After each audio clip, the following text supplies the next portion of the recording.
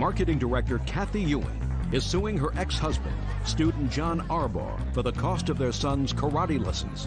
John says the lessons were Kathy's idea. Miss Ewing, the defendant is your former husband. You have a child together, and according to your complaint, you and your former husband had agreed that your son would take karate lessons. You signed the contract. He agreed to pay for half the lessons. So far, is that correct, sir? It is. And it is your claim that after paying for approximately 10 months, he stopped paying, and you want him to fulfill his obligation under the contract? Correct. And you decided after 10 months you didn't want him to attend this program anymore, is that right?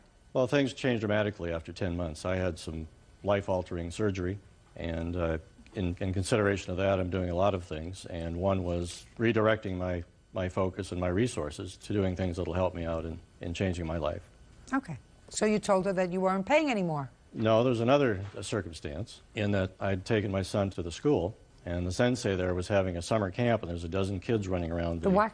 The salon owner, or the instructor. Well, you said something else. Sensei. Sensei. That's what they call the instructor? Yes, I do. Sorry, I don't know the vernacular. That's fine. So anyway, it was a situation where he had all these people running around and no adult help, and I offered to help him. And so I stayed and helped, and Kathy heard about that and called a mediator, complaining that she was going to call the sheriff if I went back again.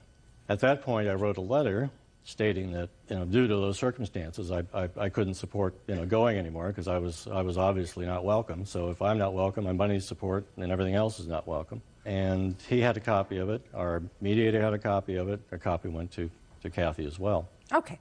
So I have a couple of questions for you, Miss Ewing. This may be easy and it may be difficult. When did your son start the karate? He started in March of 2000. John and I sat down and... Shh. Just answer my questions. Okay. How old was he at the time? He would have been 10, between 9 and 10. And is there a contract that you sign? Yes. May I see the contract, please?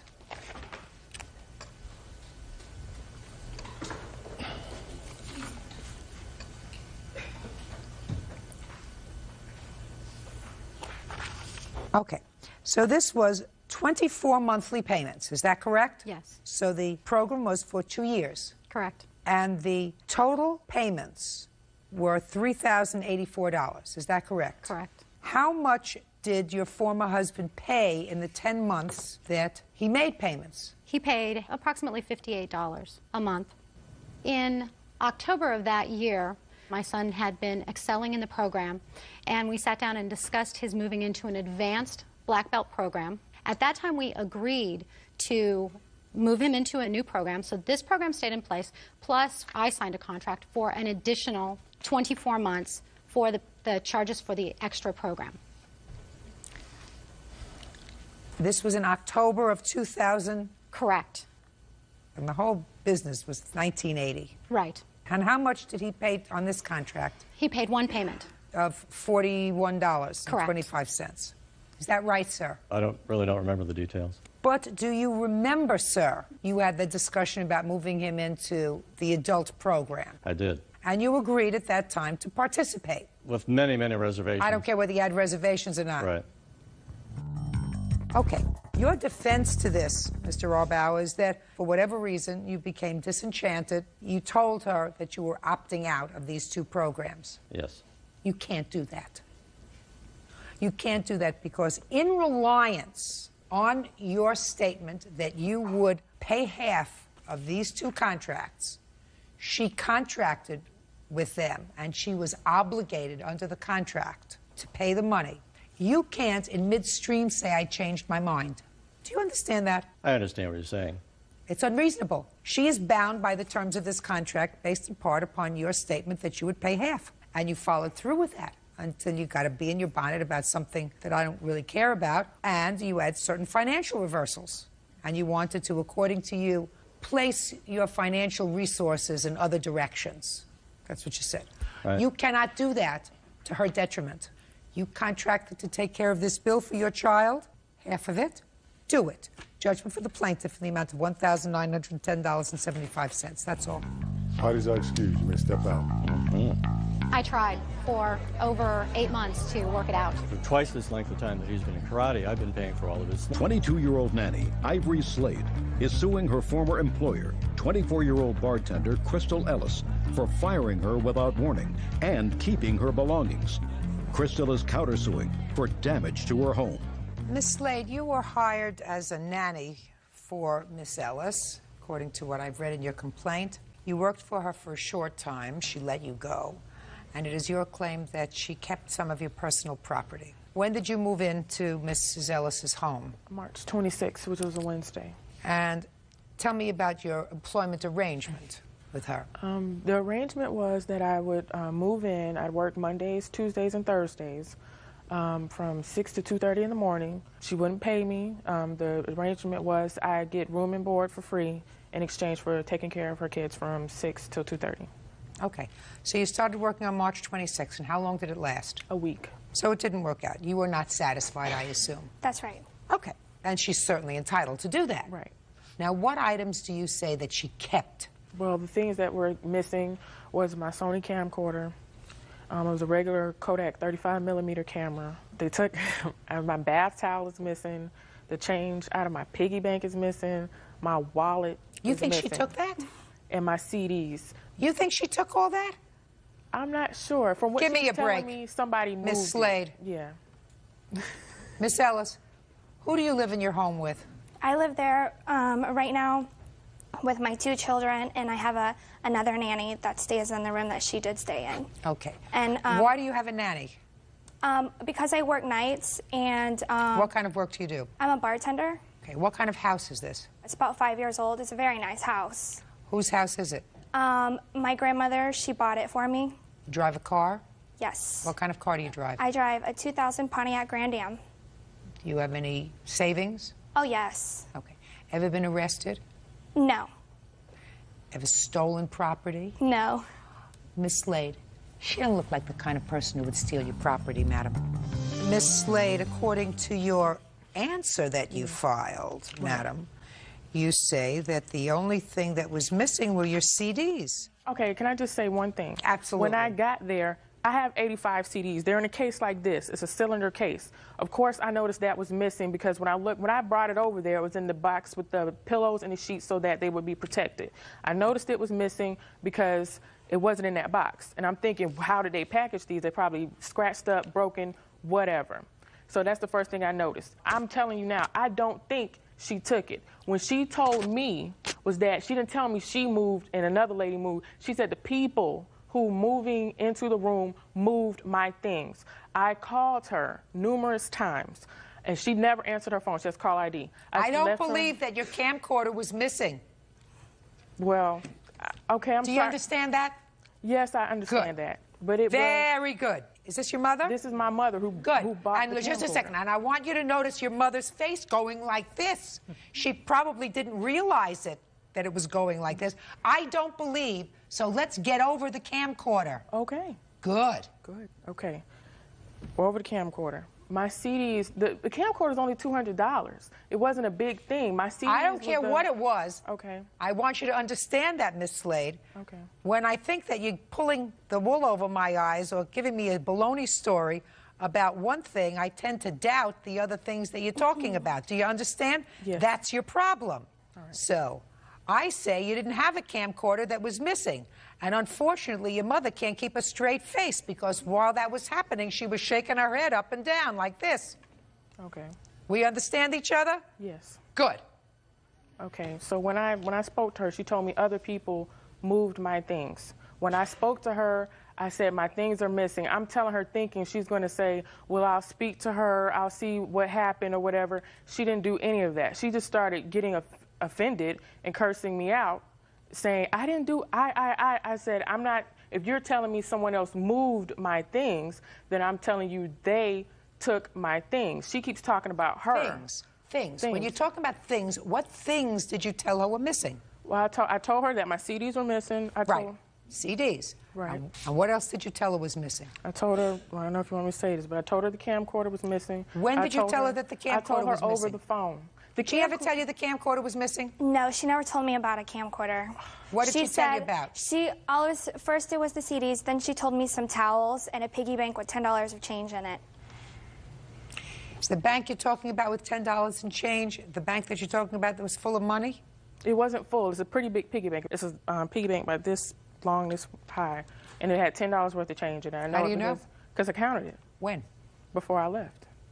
I know it sounds weird, but I counted it. It sounds very weird to take time from your very busy job, taking care of your child, and how many you have? I have 2. 2, 3 children, to unscrew the piggy bank bottom and sit there and count out $10 worth of change. Okay. Do you this was my understand that? day off.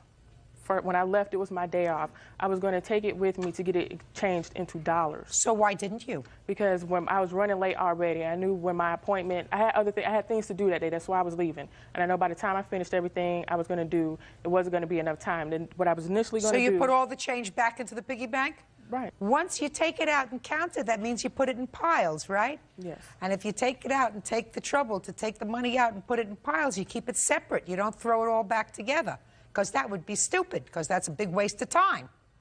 So if you take it out, you put the quarters in one place, and then you say, even if I'm not going to take it today, I'll wrap this up, and this is $6 in quarters, this is $4 in nickels, wrap it up in something, in a sock, in a handkerchief, in a paper towel, and put it away. But now you tell me that you counted out $10. First you told me money. Now it turns out that it's $10. Ask you, how do you know it's $10? Because I counted it. When did you count it? I counted it before I was leaving on my, I mean, do you understand what I'm saying to you, Ms. Yes, I Slade? understand what you're saying. What I'm saying to you is, you didn't pay attention to what I said 5 minutes ago, which is, if you lie to me once, I don't believe the rest of what you tell me. What I'm trying to tell you is I'm not lying to you. Miss Ellis, this is what I want you to do, madam. The same people live with you now that were living with you before? Yes. One lady. One lady? Yes. This is what I want you to do. Does that lady have anything that plays CDs? No. She owns nothing but clothes. I had to furnish her room for her. When she came to you, she had nothing but clothes? Nothing but clothes. Not even a car. I transported her where she needed to go. And do you have access to her room? Yes, I do. Did anybody else come back within the next few days to visit with her? No, I don't allow anybody in my home. Okay. Did you see, then, the next few days, a case of CDs? No, I've never seen her CDs. Miss Slade, I don't know where your CDs are. Can't help you. Case is dismissed. That's all.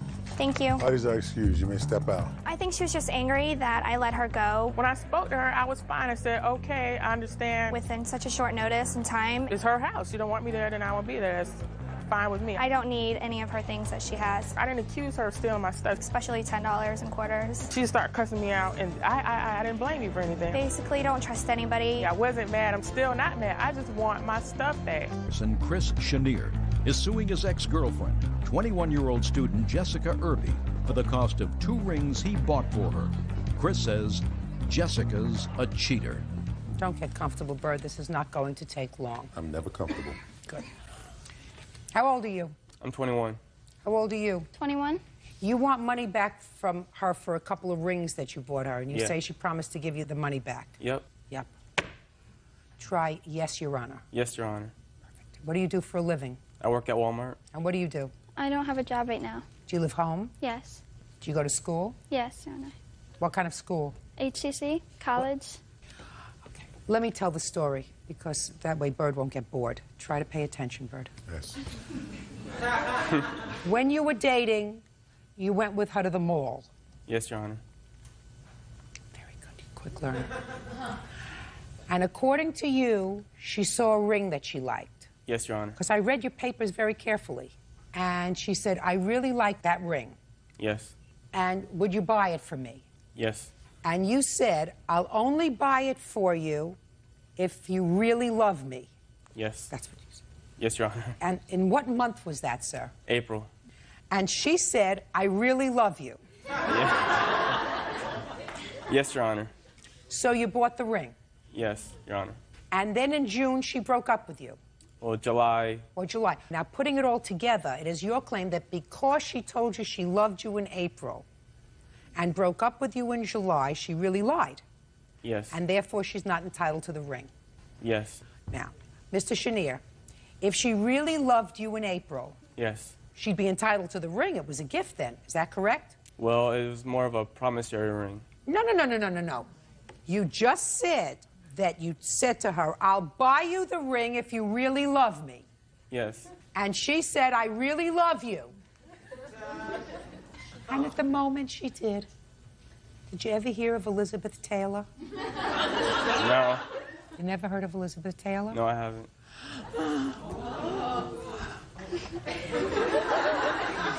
How about Eminem? Did you ever hear of Eminem? Yes. Did you ever hear of Costa Rica? I hear there are a lot of Americans in Costa Rica. Real cases, real people. Judge Judy. 21-year-old stockperson Chris Chenier is suing his ex-girlfriend, 21-year-old student Jessica Irby, for the cost of 2 rings he bought for her. Mr. Chenier, you have to get over it, sir. She loved you in April. She didn't love you in July. You bought her the rings. She doesn't love you anymore. Put a period. Get over it. Goodbye. Have a happy life. Parties are excused. You may step out. Now I know never to trust Jessica anymore. I said I loved him, but I never once said I'd pay him for the ring back. She cheated on me before I bought her the ring and after I bought her the ring. I never cheated on him like he's trying to say I did. She used me. Feelings change, things happen. I'm just not going to be friends with her anymore. And now the next case. All parties in the matter of Cheek versus Bailey. Step forward, please. 19-year-old student Kevin Cheek is suing his ex-roommate, 21-year-old bank representative Blake Bailey, for the return of rent. Kevin says they were evicted after only 2 weeks. Mr. Cheek, according to what I read, you rented a room from the defendant in his condo or apartment. Yes. You rented it in May of this year. Is that correct? Yes. You gave him $600? Yes. That was your monthly rent for the room. Yes. You moved in May 2nd, 2003. Yes. According to your complaint, something happened with the landlord of the whole place, not this young man. And they told everybody that they had to be out by the end of May. So you decided to leave May 19th. And you want him to give you all your money back. Yes. Why do you think you're entitled to any money back? Because I paid him $600 That when I said. moved in. Yes, and I wasn't informed. There's a few things I wasn't informed about when I moved in, such as the drug dealing going around the house. There was always people coming in and out, nonstop, and it was just always a problem around me, and I'm not into that. I don't do that, and I don't know, the landlord can actually add to that. He knows a little about that. The landlord of it... Nope. The landlord told them they had to be out the end of the month. I wasn't informed in that when I moved in. He never told me. The landlord told him the month before that they were to be out by next month. And I was never told that before when I paid him the money. He never told me that. And nobody had to pay rent. The landlord said, everybody move out, nobody pay rent, and just get out of here, you know? So there's no reason why I shouldn't get my $600 back if nobody else paid money. So, but there was other things I was actually told about. No, he's just a interesting businessman. You wouldn't rent from the landlord. You rented from him. You paid $600 a month for your room for the entire month of May. You didn't like what was going on. You said there was drug deal, whatever was going on in the house. It started right as soon as you moved in. Yes. Correct? So you stayed there May 2nd, May 3rd, May 4th, May 5th, May 6th, 7th, 8th, 9th, 10th, 11th, 12th, 13th, 14th, 15th, 16th, 17th, 18th, 19th, right? Yes. And you moved out the 19th. Yes. You could have stayed the 20th, 21st, 22nd, 23rd, 24th. No, because there's too much going on. There was. So listen to me. Listen to me, sir. Same thing that was going on May 18th would have been going on May 28th. Yes. You paid $600. Is it your complaint that he didn't pay any money, so why should you have to pay? Yeah, I think it's totally he should pay, you know. It's money that wasn't given to the landlord. Landlord never you received gave it to any. your landlord. That's your landlord. He's not your landlord. You never signed the lease with him. Did you, sir, just answer this question. Don't move. On May 1st, did you ever meet with this young man? No. On April 29th, did you ever meet with this young man? No. Right. I met him that month. Shh. Okay. He's not your landlord. He was your landlord. Your contract was with him. You paid him the $600. You could have stayed there the whole month. But I chose not to because I didn't want to. Here we go. Listen, did you ever hear of the expression, Mr. Cheek, due diligence? No, actually. Due diligence means when you enter into a contract, in this case it was a verbal contract for rent, you're supposed to look into the circumstances surrounding that contract. So you could have, if you wished, contacted the landlord. That's this gentleman sitting over here who's dying to talk to me, but I'm not going to let him. And said, listen, I just want to know if everything's okay with this place, whether these people are okay, how long their lease is. Because I want to know if I'm going to move in, I want to be there more than a month. Because you had a month-to-month tenancy with him if you didn't have a lease. And you didn't have a lease with him, did you? No. So it's month-to-month. So you could have gone to the landlord and gotten that information. You chose not to. You lived there for a month. The fact that you chose to leave on the 19th, that was your choice. Why should I pay that full month, though? That's not $600 worth of rent. Okay. Let me ask you this question. I'm going to give you this analogy, Mr. Cheek, and then I'm going to just dismiss your case. But I'd like you to hear the analogy. Let's say you go into a delicatessen and you order a hot pastrami sandwich on rye, which costs $9.95 because of inflation. And you get the sandwich, and it's a very, very fat sandwich. And all you can eat is half. And the bill comes, and they give you a bill for $9.95. And you say, I'm not going to pay you $9.95 for the sandwich because I only ate half. I'm only going to pay you $4.50. The owner of the delicatessen says, listen, that's your problem. You could have eaten the whole sandwich. It's not my fault you sent the rest of it back. You chose only to eat half. You chose to leave on the 19th of May, Mr. Cheek. You had a choice. Your choice was to eat the whole pastrami sandwich or just half of it. Do you understand? Yes. Your case is dismissed. Goodbye. Have a happy life. I don't think it was fair. I thought it turned out how it should. I had my door broken down. I had no security in my room. He was the one that was out getting drunk with the guy. Legal assistant Long Giong is suing her former friend, landscaper Patrick Wilson, for the cost to paint her car bumper. Lon says the car was egged while in his care. Miss Jiang, the defendant is your boyfriend's friend? Yes, ma'am. And it is your claim that he borrowed your car during a week's time that you were going to be out of town, and that while the car was in his possession, it got egged. And because that substance is so caustic, it ate away the paint on the car, and you have to have your car painted. Yes, Your Honor. Mr. Wilson does not deny that the car was egged. He does not deny that it was egged while it was in his possession, although you didn't see it happen, right? Correct. He says that he parked it in the same place that you parked it at, and that it's not his fault. You should have had insurance to cover it, right? Yes. But there's another wrinkle in this case.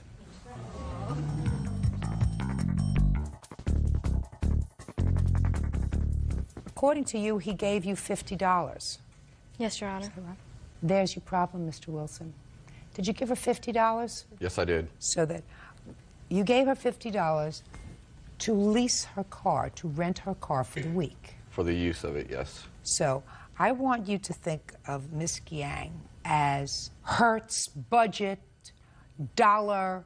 She's a rent-a-car. Okay. If I left anybody out. Avis, I mean, I want to be ecumenical. Dollar, whatever. She is a rent-a-car. Okay.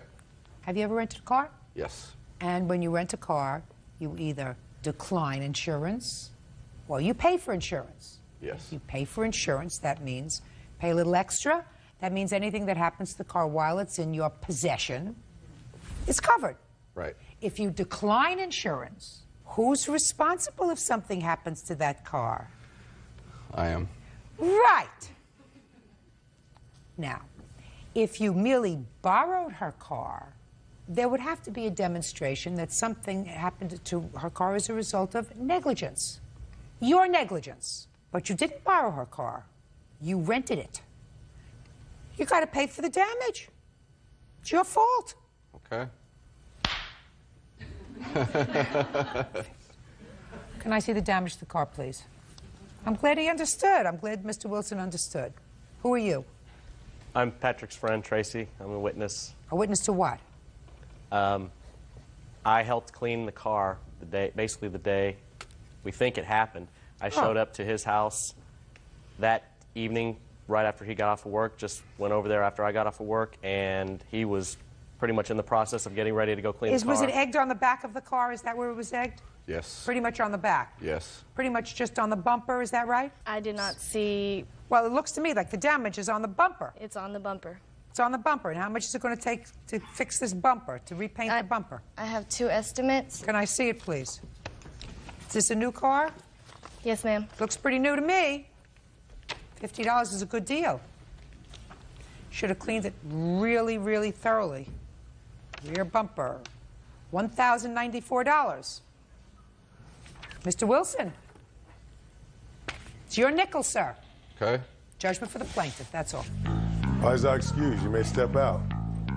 Although it was egged at our residence, I didn't feel like it was my fault. I believe Judge Judy did the right thing.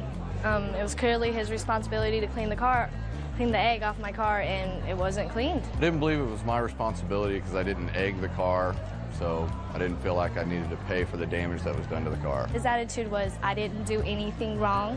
That's your fault. You know, that's your problem. You need to clean it. I'm still friends with everybody.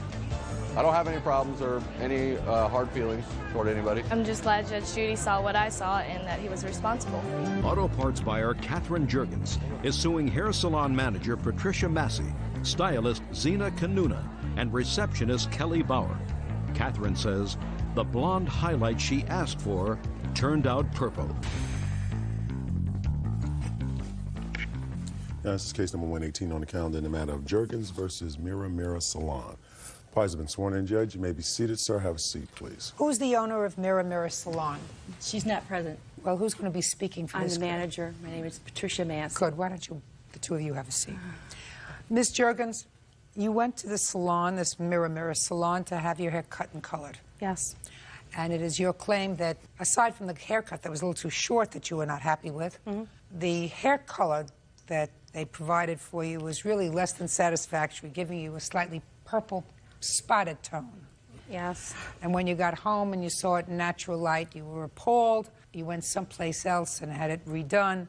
What you're suing for is the cost of having the process that they did at Mirror reversed, and also the bounce check costs that you stopped payment on the check that you wrote to them. Yes. The salon says that they want the money that you were supposed to pay them for the work that they did for you, because they would have been delighted to repair your hair had you come back to them. They didn't have that opportunity because you went elsewhere.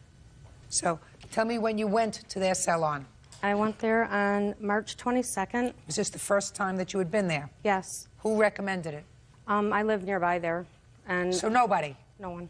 And you didn't have the name of a stylist or colorist? You just walked in No, I didn't. Cold? I called in about a week beforehand, and I just asked for a Saturday appointment for blonde highlights and a haircut, and they suggested Zena. Okay, so you got a haircut, and they cut your hair too short for you. But you weren't so upset about that. That happens. It's happened It'll to grow. everybody. Hair grows. What about the color? Well, the color, we had agreed on blonde highlights and brown lowlights. She had brought out some color swatches of hair. We agreed on it, and she went ahead. Okay. You left, you paid your bill, so in the salon it looked fine?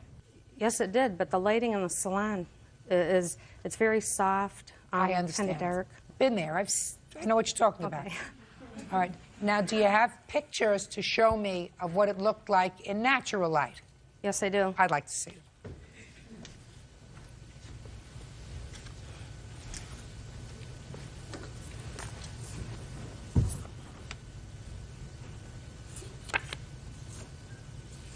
Well, there are two where I can clearly see what you're complaining about. I'm going to show these two to the defendant. Some of the other ones I can't see.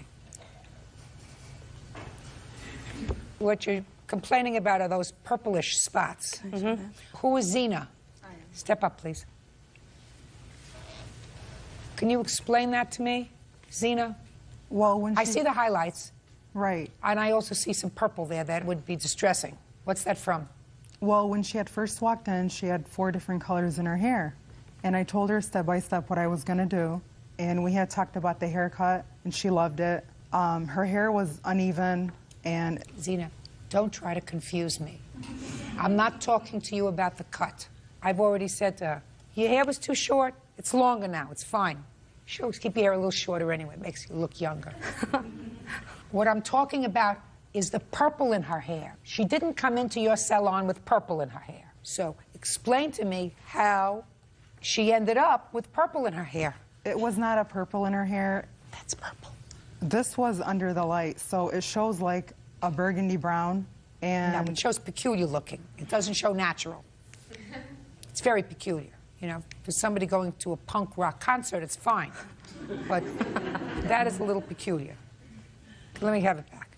So what you're telling me, Zena, is you can't explain it. That's just the way the color grabbed her hair. Is that what happened? Well, I had to use that to kill the 4 colors in her hair. And she loved it when I was done. No. In your light, she loved it. You know, I've seen teenagers with this in their hair, but not grown-ups. They don't wear it. All right. Not awful. I mean, you didn't have spots. And you said in your complaint you had spots. I thought it would look like a leopard, you know, with spots. Oh, no. These were streaks of color that had purplish, reddish tints. It's the way the color grabbed your hair, right? Okay. Other than that, it looks fine. Other than that, she got nice highlights. I think she did a nice job on the highlights. It's just where the red grabbed your hair. Correct. The blonde was fine. So why didn't you go back to them? I contacted the salon after I got home and saw it in the natural light, and Zena got on the phone, and she kept saying, well, no, it looks good on you. You liked it when you laughed. And I said, no, in a natural light, it looks like red grape juice is in my hair. And I said, I have got to get this fixed. I have to go to work on Monday. I can't go to work with my hair like this. So what did Zena say? Well, we went back and forth for a few minutes, and then she said, I'm booked. The soonest I can take you would be Tuesday afternoon. Is that correct? Yes. Okay, so what did you do? Well, I was very upset. I needed something done. I called a salon that was open on a Sunday, asked if there was anyone there that could do corrective color. So? She okayed it that day, and I... Zena, listen to me. The blonde highlights, dear, look fine.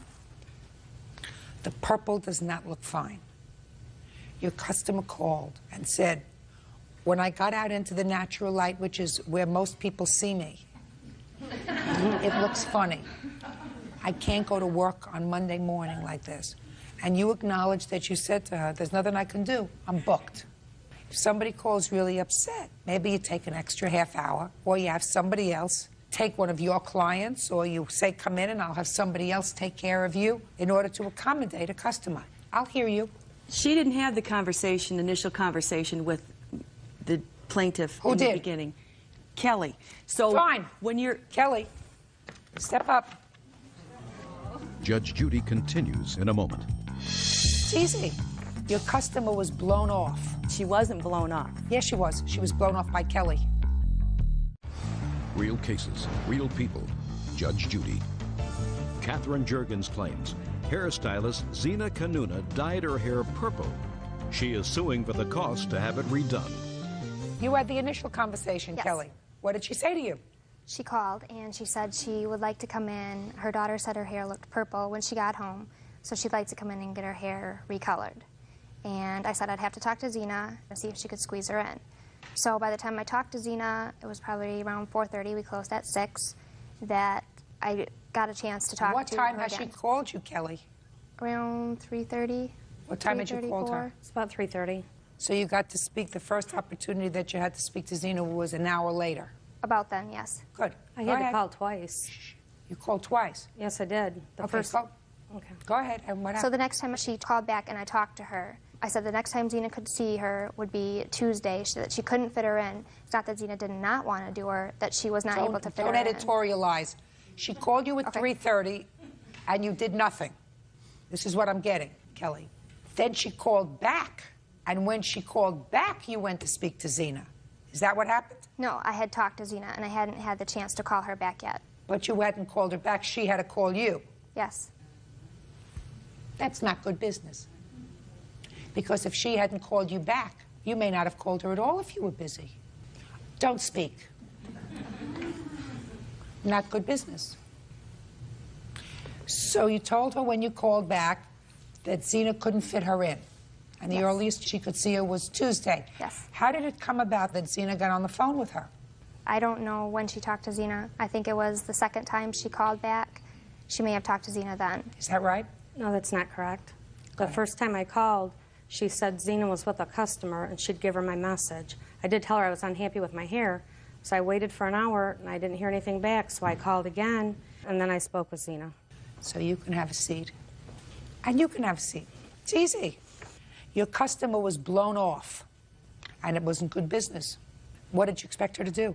I mean, you didn't know about the situation, but what would you expect her to do? Wait until Tuesday? No. I didn't, first of all, I didn't think it looked as bad as those pictures indicate. That's what it looks like. And she wasn't blown off. Yes, she was. She was blown off by Kelly. In her mind, she was blown off. Right. Because if you call at 3:30 and say, I'm really unhappy with my hair, would you call me back? And 4:30 comes, you know, the salon closes at 6 o'clock and nobody's called you back. And my sense is that Kelly would not have called her back.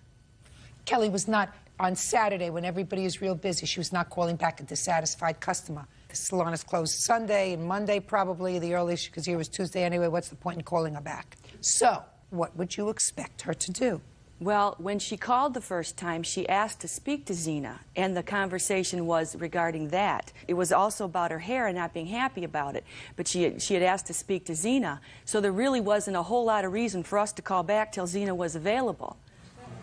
What? You hear the groaning? They're not supposed to do that. What I'm telling you is, if you're in business and you want to keep a customer and you're not blowing her off, Kelly, who looks like a very healthy young lady, says, hold on one moment, walks over to Zena, say, can I speak to you a minute? Just take 2 seconds, put down the scissors. Did someone say she's unhappy about it? She really wants to come in. You have time for her today? No, I don't have time for her today. Okay. Comes back to the phone and says, I'm sorry, she can't see you today. I mean, it's not as if Zena is involved in brain surgery. She's going like this, making with some dye, right? Folding it together and putting it down, right? Right. That's not taking out somebody's, you know, aorta. So she went and had her hair fixed elsewhere. As far as I'm concerned, Miss Jerkins, you only have to pay it for it once. Once. Mm-hmm. So you didn't get the service that you wanted at their salon. Right. They're not entitled to be paid. So your counterclaim's dismissed. But that means that you got your hair colored the way you liked it, right? Well, wasn't really the way I liked it. I had to be It's colored never dark. perfect. Come on. God makes it perfect. Beauty parlors try their best, but it's not perfect. And then you went someplace else and had it made better, right? Well, yeah, it was better. Good. So why are you wasting your time suing them? You had your hair fixed. I mean, what do you want? You want them to pay you thousands of dollars because you were unhappy? No. So what do you want? I wanted to be reimbursed for the correction that had to be done on my hair. Let me explain something to you, Miss Jergens. Sometimes color grabs differently, depending upon what you had for breakfast sometimes. Even what you eat can affect how color grabs your hair. Your hormones that day can determine how color grabs your hair. How much sun you have on a particular spot in your hair can determine how color grabs your hair. It's an imperfect thing. It's not nature. It's chemical. I understand. So what I'm looking at, the job that Zena did, being fair to both of you, looks like a very reasonable, skilled highlight job. The only problem is that some of the color grabbed your hair wrong. Mm-hmm. Stop making a big deal. The lesson is, if you're in a service business, you're supposed to service your customers. And if she were a better serviced customer, you wouldn't be here today. And I'm not talking about Zena's work. I'm talking about what happened afterwards. It's a good lesson for people in the service business. You've got to treat everybody with respect as if you really care, not just getting them into the salon, but keeping them. Fair statement? Fair statement. Good. Go home. You're a very nice lady. That's all. Goodbye. Parties are excused. You may step out. I'm just glad to have it over with. I can see that we made a mistake in not servicing the plaintiff. I thought the outcome was fair. I think the judge was fair. It's not what I wanted, but I thought it was fair. I think that just making sure that we respond to phone calls within a certain amount of time if there are any complaints. We don't get many of them, but if there are any, we'll take care of it right away. And now the next case. All parties in the matter of Ewing versus Arbaugh. Step forward, please. 20-year-old student Cecilia Durazo is suing her former live-in boyfriend, 22-year-old web designer Carlos Chanlate, for a loan for furniture. Carlos is countersuing, claiming Cecilia broke into his apartment and destroyed the furniture in question.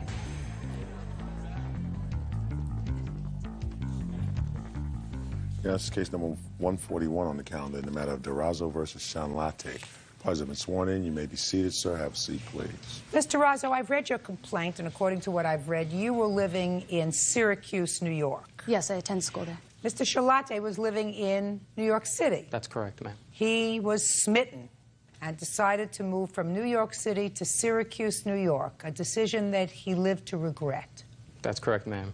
According to you, he moved there in April of 2002, correct? Yes. And he got an apartment. The apartment had no furniture, and according to your complaint, you loaned him money to buy furniture so that he'd have a couch to sit on and a bed to sleep on, and he owes you $610. Mr. Charlante said that the furniture was a gift because he relocated to live with you. The money that was advanced was never intended to be a loan. You couldn't stand the fact that he was sleeping on the floor and sitting on a crate, so that you agreed to buy him the furniture. In addition to that, Mr. Charlante says that 4 months later you unceremoniously dumped him, right? That's correct, ma'am. And then broke into his apartment, causing him to have to change the locks. He ultimately went to the police. He lost a day's wages, which he's counterclaiming for. He was also fired from his job because he worked at the school where you were a student, and they made him leave the school, and on and on and on. And aside from everything else, he hated Syracuse. That's correct, Your Honor. So he's counterclaiming. So let's hear about the furniture. Yes, he got an apartment. At the time, he had very little people that were willing to help him, including his parents. Well, because he was moving to be close to you. Which I did not ask him to do. He chose, I asked him not to move to Syracuse. Really? Yes. You told him not to move to Syracuse? Yes, several times. Is that right? Actually, what, Your Honor, what she had said was that she didn't think it was a good idea. However, she left the moving up to me. She didn't think it was a good idea? Yeah. Because why? Just because I had to move, job that I was working at, I had to leave that job, had to find a new job up there, those kind of circumstances, Your Honor. So she didn't think it was so smart for you to leave New York City? Yes. So why did you come? I moved because I thought that I had enough money. I thought it'd be best for us maybe to be a little closer together. There were times where there was complaints about, you know, us not being able to see each other as often. Who was complaining, you or her? Both parties, Your Honor. Is that right? More so him. I gather. Okay, so he got there. Let's go. He asked me to loan him the money to buy the furniture. What did he say? He didn't have money. He said, you know, he began working at the university. As soon as he gathered enough money, he would pay me back. Mr. Plord, who is also Mr. Charlante's witness, was present when we bought the furniture. I bought him, well, I loaned him, I put it on my credit card. Knives, spoons, a little table that we bought, and a futon. Were you present when this furniture was purchased? Yes. Step up, please. How do you know these people? Well, she was a resident advisor at Marion Hall, and so was I, and that's how we met. And then when he moved to Syracuse, I met him because he was there. Tell me what you know about the furniture. It's a futon, it's a stainless Oh, you were steel. there when it was purchased? Yes. I brought the mattress home in my car. Did you hear any conversation between the plaintiff and the defendant with regard to loan, gift?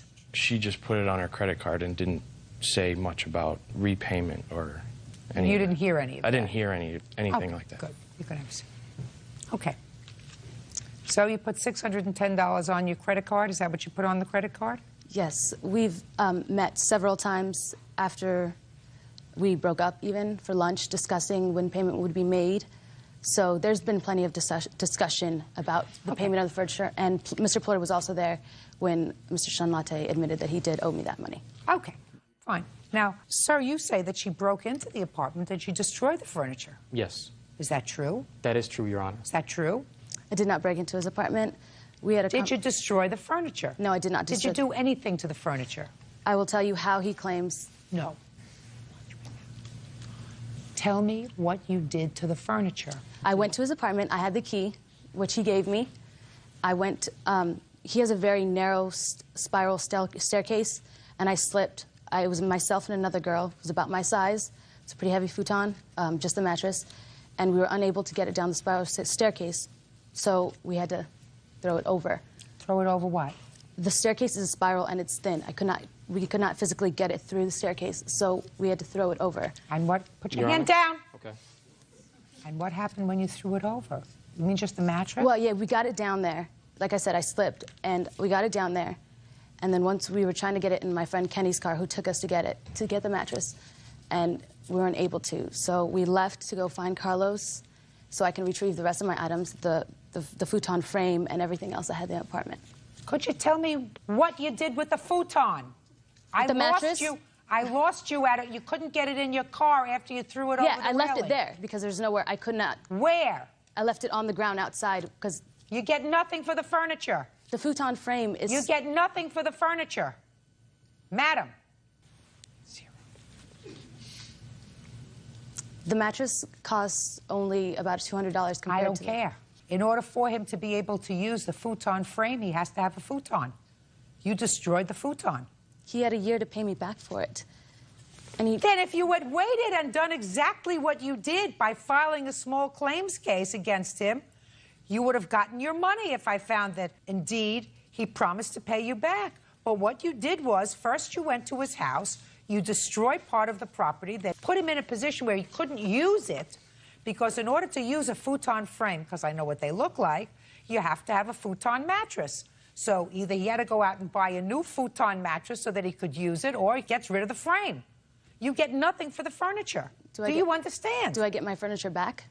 What furniture back? It belongs to me. I paid for it.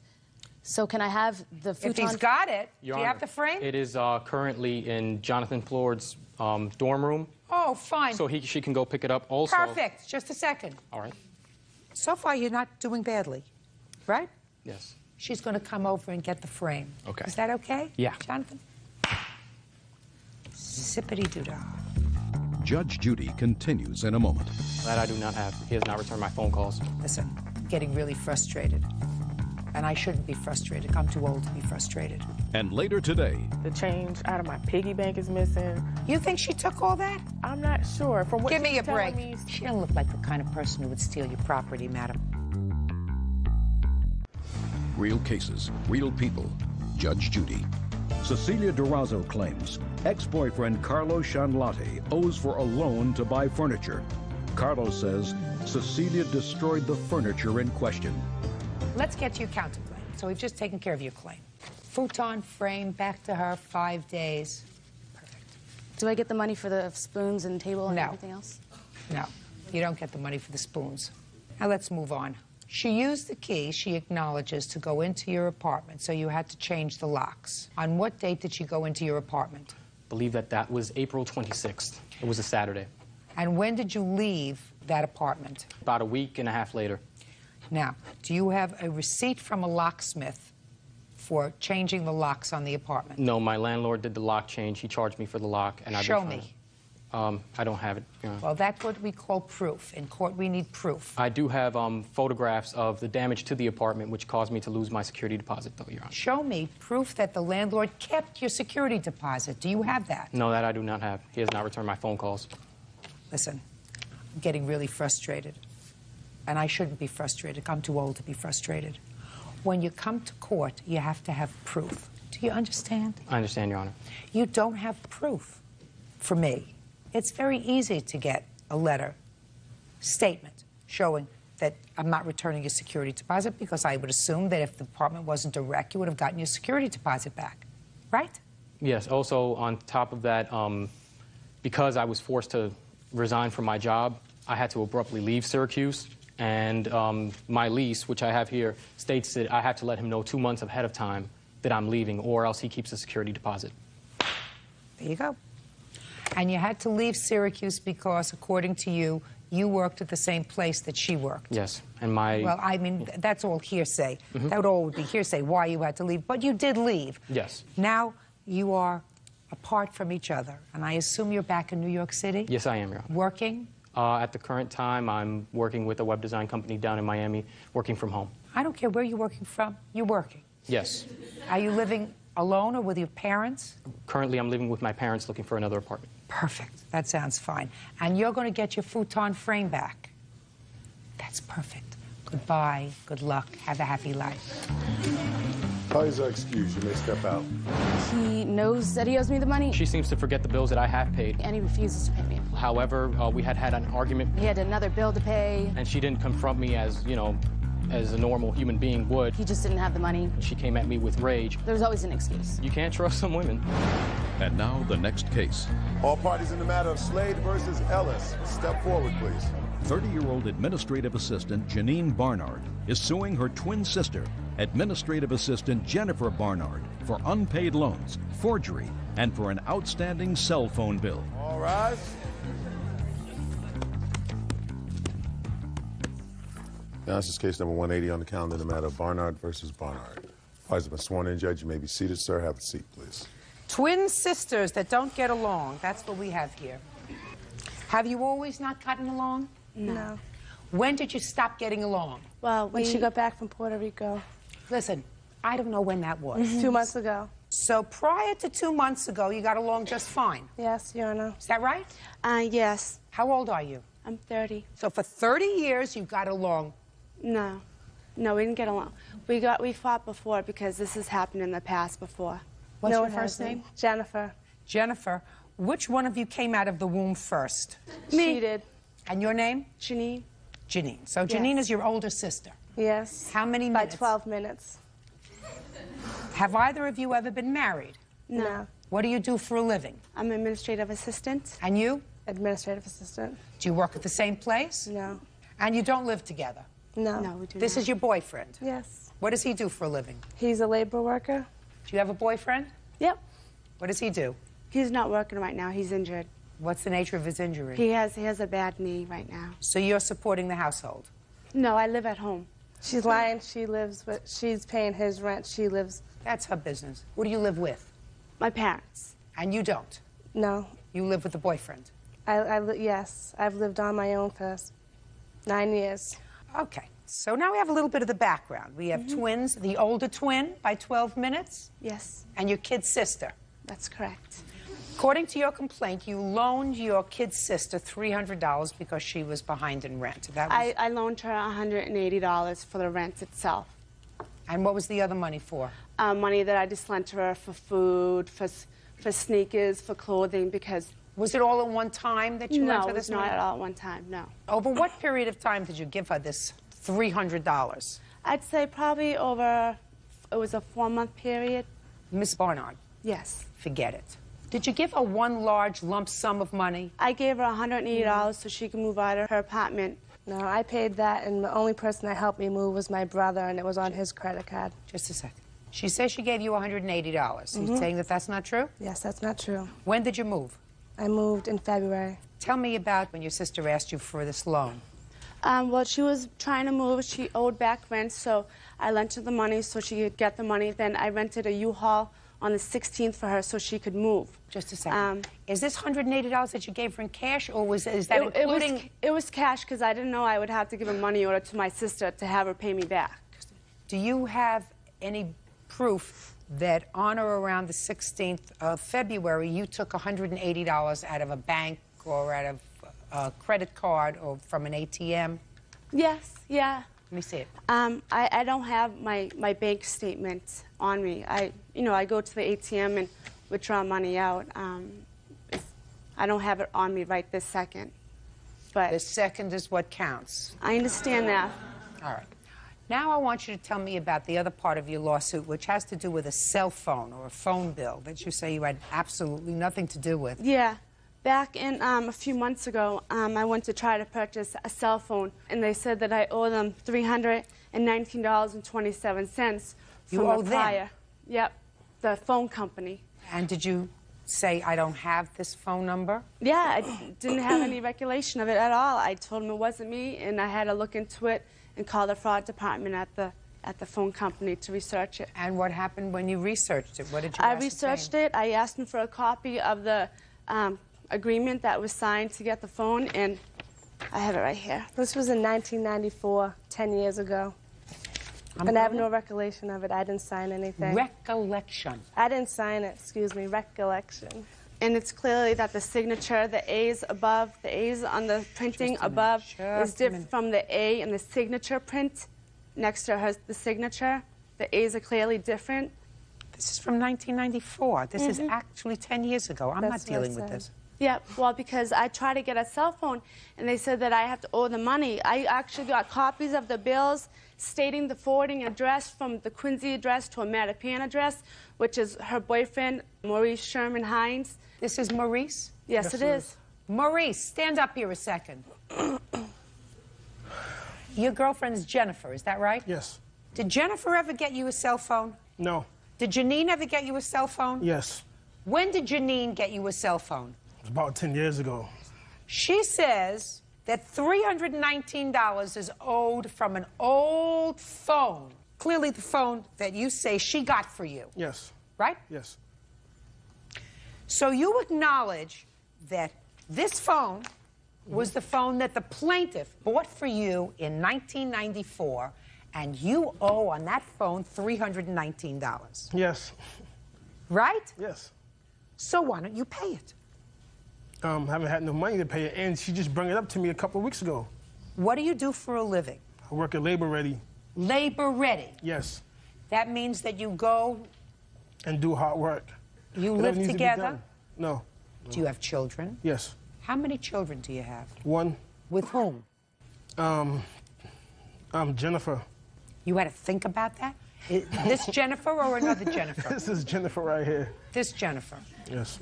How old is this child that you have with Jennifer? 9. Oh.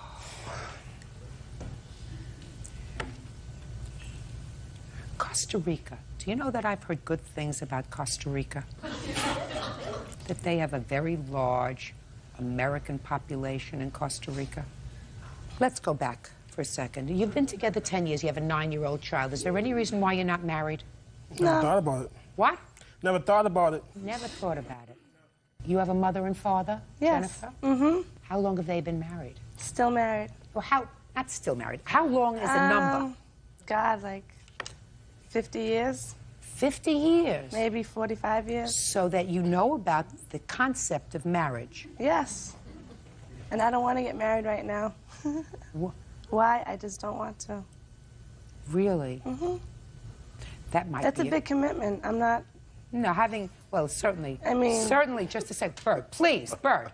Bird, certainly, having a child is more like getting a pet goldfish. That is not a commitment. But getting married certainly is a commitment that one wouldn't want to think about after 9 years of, or 10 years of living together. You have a point. How long have we been doing this? How long have we been doing this? A long time, 25 years. And how many times have we heard, I'm not ready for a commitment? I'm not ready for a commitment, you know, and when the kid is graduating from elementary school, maybe we'll think about the commitment of marriage. College, maybe. College, maybe. We've been together off and on, not Costa Rica, maybe. Judge Judy will continue in a moment. And later today... She saw a ring that she liked, and she said, I really like that ring. Would you buy it for me? And you said, I'll only buy it for you if you really love me. And she said, I really love you. Real cases, real people. Judge Judy. Janine Barnard says her twin sister, Jennifer Barnard, used her information to set up a cell phone account. You've had 10 years to pay the $319. So let me explain this to you, Miss Jennifer. Mr. Wonderful over here may not be prepared to make a commitment, and you may not be prepared to make a commitment to each other, even for the sake of your child. Do you understand? That's your business. I can't clear up the world one case at a time. But I can tell you this. You are going to pay that $319 for the phone bill that you owe. Do I make myself clear? Yes. And if you don't want to pay, Jennifer is going to pay it to her on your behalf. And then Jennifer can get the money back from you.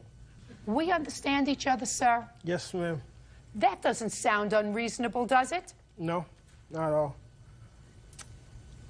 Judgment for the plaintiff in the amount of $319. Get out of here. Parties are excused. You may step out. I agreed with what Judge Judy said. It's bogus. It's 10 years old. He just didn't know that he owed the money, and she could have just asked him out for it. And she brought the phone for me out of the kindness of her heart. Because she's money hungry, she just wants money. So why should I give her money for a present that she gave me? I don't have a future relationship with my sister. And now the next case. All parties in the matter of Shania versus Irby. Step forward, please. 21-year-old Stockport ultrasound technologist Kathy Cassidy is suing her daughter's former friend, 21-year-old UPS worker Colin Graves for wrecking her BMW. Colin says he was picking up cocaine for Kathy's daughter. All rise.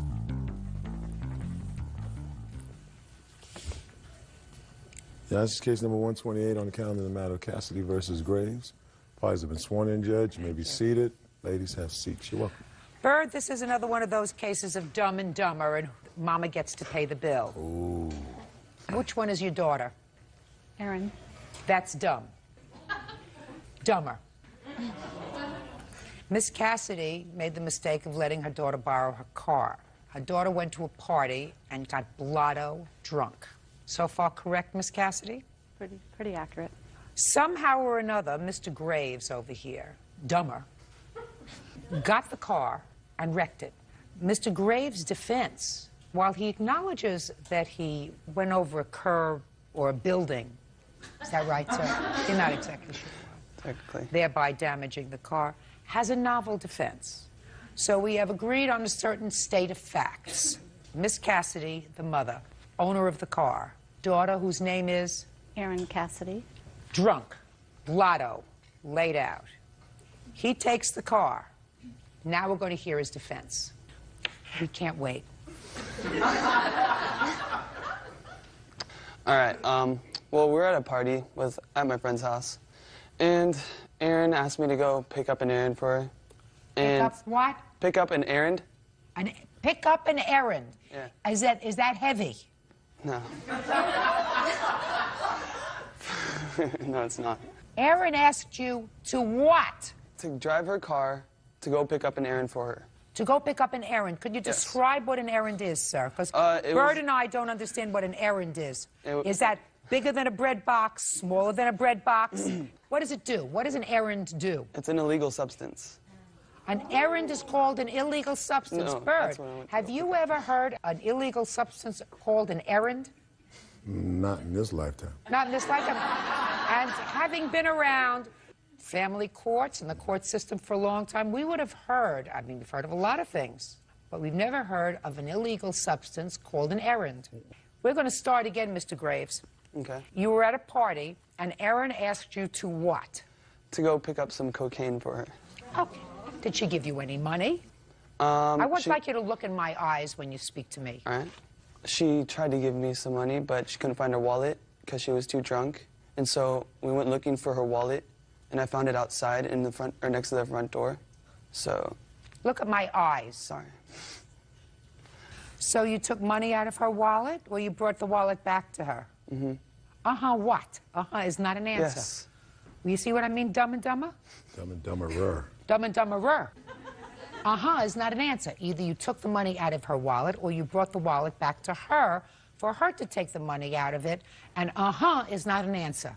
Column A or column B? Which one was it? Took the wallet to her. And she took the money out? No, she said to look in it and take the money. And how much money did you take out? Just 20 bucks. 20 bucks. And where did you go to purchase this cocaine for Erin with the 20 bucks? From a friend of mine. Friend of yours? Yeah, well, a friend of ours. A mutual friend. The person's name?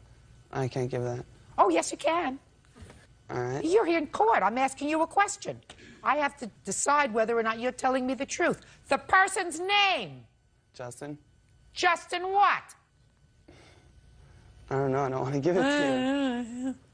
Sorry. Now, you're in the car on your way with the 20 bucks to buy cocaine for Erin, who was drunk. So drunk she couldn't even find her own wallet. And what happened with the car, Mr. Graves? Well, I was turning to a left-hand turn lane, and I got a glare in my eye. What time was it? I think 11 or so. At 11, night? Yes. Was it a sun glare? No, it was from a light, because I wear contacts. It was from what light, because you wear... The street light. Like, you know, the light that's red, green, signal light. And I So got... because you wear contact lenses, it affects your light in a way different from the way it affects normal people? No, not necessarily. I don't know how normal people see, because I'm not a normal seer. You're not normal, is what you're saying. Is that what you're trying to tell me? No, I'm not trying to So say you that. you were blinded by the light. And what happened? Well, I drive a truck, so I'm not used to her quick handling, and sorry. You got blinded by the light. And what happened? And I was turning into the left-hand turn lane, and there's an island there. And I went up the curb onto the island. Thereby damaging the rims. Then you went and bought the cocaine. Yes. And you brought it back to the house. Yes. And what did you do with it? Well, I went to go find Erin, but she was passed out on my friend's bed. And? And so then I just gave it to someone else. You gave Erin's cocaine to somebody else? Well, someone else was purchasing some too at the same time. You mean you drove somebody else also to your friend Justin's house to buy the cocaine? Yes. Is that what you're telling me? Yes. Well, how many purchasers... Bird. This is very serious business. This is the future of our country here that's standing here. Merely cleaning my This is the glasses. future of America. How many purchasers were in the car altogether, Mr. Graves? None of them were purchasers. Well, But that they were was just- you. I wasn't purchasing. Sure, you were purchasing. I was purchasing it for other people. You were an Yes. errand. Yes. Sorry, he was an errand. And then there was at least one other person who you also said was in the car also purchasing, right? No. No other person in the car was purchasing besides me. I thought you said somebody else in the house. You gave Well, it to... I brought 2 people with me, but they weren't purchasing any. They were just going along for the ride. So you gave it to... The person that was back at the house. Just because they were... Was it their birthday or anything? Not that I know of. Was it a bar mitzvah present? No. Just because you were a nice guy. Because you don't do any cocaine. No, not anymore. Not anymore. I don't mean now, I mean then. Yeah, I did. It's party time. So you just gave away the cocaine. Didn't want to use any of it yourself that night. Didn't want to save any for later. Judge Judy continues in a moment. You know what makes me doubt what he said? The fact that when he came back, and because she was sleeping, he gave the cocaine away. And later today, I'm not happy, you're not happy, let's call this quits. And he then crossed the double yellow line in my car and started driving towards oncoming traffic full force. real cases, real people. Judge Judy. Kathy Cassidy says her daughter's former friend, Colin Graves, damaged her BMW when he drove it over a curb. Colin says Kathy's daughter asked him to go buy cocaine. How much did it cost you to fix this car, Miss Cassidy? $25, $34, $95 or something. Do you have any proof of that? Yes, I do. I'd like to see it, please.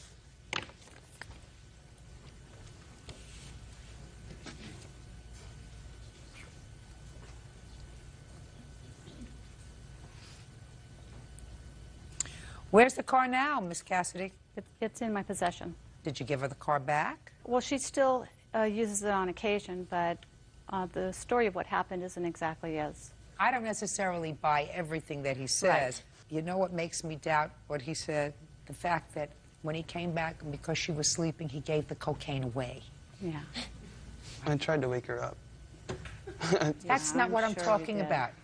That he gave it away because he didn't want to use it himself, you know, even though then he was using cocaine occasionally, he didn't want to use it, so he just Right. gave it to a friend. Right.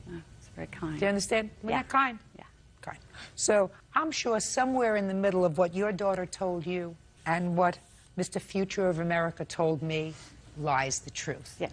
It really is irrelevant. Yes. She was irresponsible. Yes, she was. She drove a car and she got drunk. He acknowledges that she was drunk, so that he should not have taken her car, because if she was drunk, she was in no position to give advised consent to him taking the car. That's right. And therefore, he should not have taken it. Whether he was doing errand for her Yeah. or not, or doing errand for somebody else, or just being a jerk, he should not have taken the car because she was drunk. And I don't think you have to suffer for that. I just wanted to make sure that you knew that your daughter did the wrong thing by taking your car and putting herself in a position Right. where I she wasn't totally agree. together. And Okay? she agrees. She Good. understands. Absolutely fine. In any event, Mr. Graves was driving the car. Unfortunately for him, he was blinded by whatever light it was. Maybe it was a shooting star. He owes you $25.34. That's $2,534. Judgment for the plaintiff. Thank you very much. Goodbye, and I wish us all luck. Thank you, Your Honor. Parties are excused. You may step out. I did not ask for drugs that night, and I did not tell him to go take my car to do drugs. In fact, he was the one that did the drugs, so. She was coherent at the time when I asked her for her keys. I was never asked. That's not the truth. And Alicia was inside the room with me when I got the keys from her. So that was the first lie. And now the next case. All parties in the matter of Pike versus Pedersen, step forward, please. Landscaper Richard Pike is suing ex-girlfriend, loan consultant Tanya Pedersen, for breaking a lease when he suddenly moved out. Tanya says Richard told her he wanted to be single again. Mr. Pike, the defendant was your girlfriend. According to your complaint, you lived together someplace else, and you've been together for a while, and you came down to San Diego, and took an apartment together, along with a third roommate. Is this the third roommate? Yes, Your Honor, it is. Good. You signed a lease, all three of you, and you moved in February of this year. And according to you, a month later, the defendant moved out. Yes. And you want her to be responsible for her third share of the remainder of the lease, right? That's correct. Plus, you want her to pay for half the amount that you believe she owes on a credit card that's in your name because you used it to pay joint bills. Correct, Your Honor. Ms. Peterson says that you made it unsafe for her to live there and that she doesn't owe you anything on the credit card. She paid as she went. And she says, how dare you sue her for any money when you used her car and her gas and her insurance on the car for almost a year without giving her any money. That's correct. The lease was signed January 1st or starting February 1st? February 5th, I believe it was. How many bedrooms are in the apartment? 2 bedrooms. You were sharing one with Miss Peterson. Correct. And Joseph had his own bedroom. So how much rent was Joseph paying? $650 a month, I believe it was, and we were paying $670. Are you all still living there, is that right? Joseph and I are, yes. You going to continue to stay there? Yes, Your Honor. You don't want anybody else sharing your room with you, do you? Not at this particular moment, no. Then why are you bothering her about the rent?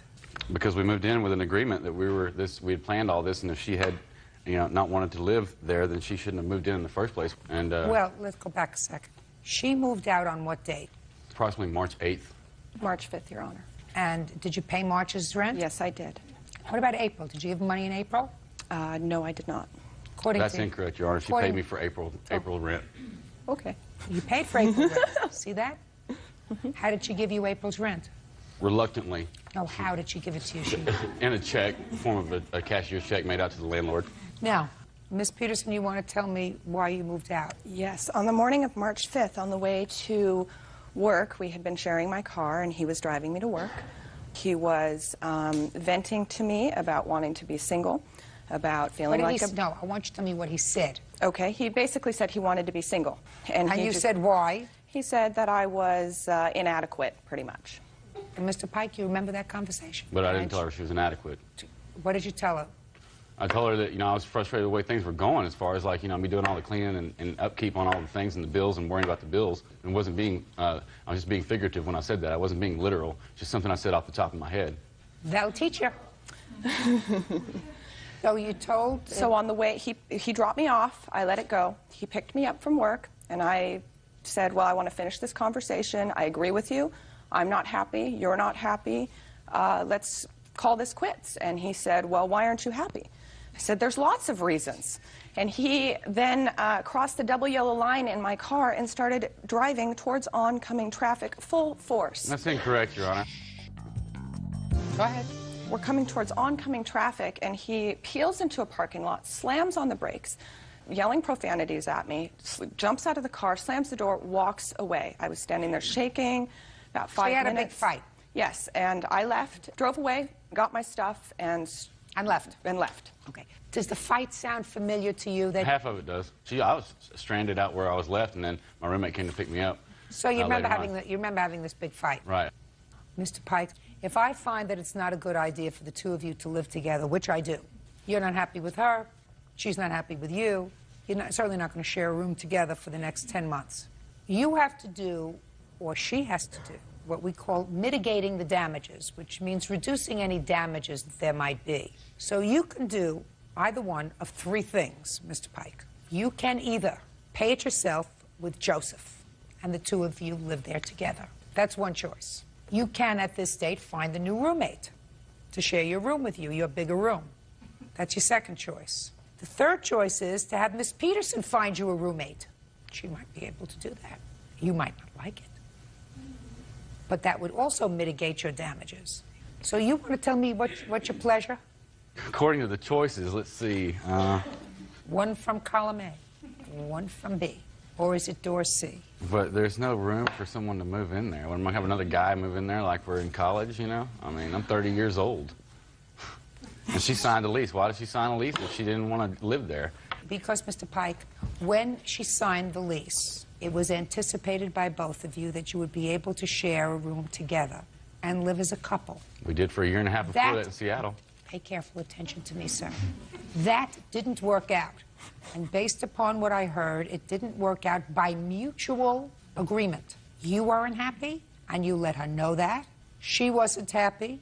Then there was a flare-up, and I find that it is not in the best interest of the community for the two of you to be forced to live together. Therefore, in contract law, you have to do what's necessary to mitigate your damages. She's not moving in with Joseph because he's your friend. You want to stay there with him alone, pay your rent. You want her to find you a roommate? I'll order that she put ads in the newspaper, select somebody. You never can tell, you may get a roommate that looks like her. Go ahead. I'll take choice A on that one. That you and Joseph will stay together. I sort of thought that you would. Now, you want to go into this credit card with me, sir? She couldn't get a credit card because of her current credit status, so I filed for a credit card, got one, and we used it just for groceries, living expenses. It was always agreed upon. You know, she'd always promised to pay half of it. Now I'll hear your end of it. Yes. The whole time that we were together, I used my debit card for food purchases, gas purchases, car purchases, insurance. He was using my car for a year.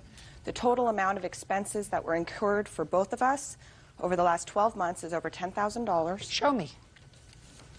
Then, Your Honor, that's incorrect because I sold my truck August of 2002 for us to have money to move down here. And so I only used her card in Seattle for like 2 months. I'm looking at her debits. I want to see her debits since while you were living together. And you can note on there. Oh. And I want to see the final bill as of March 5th.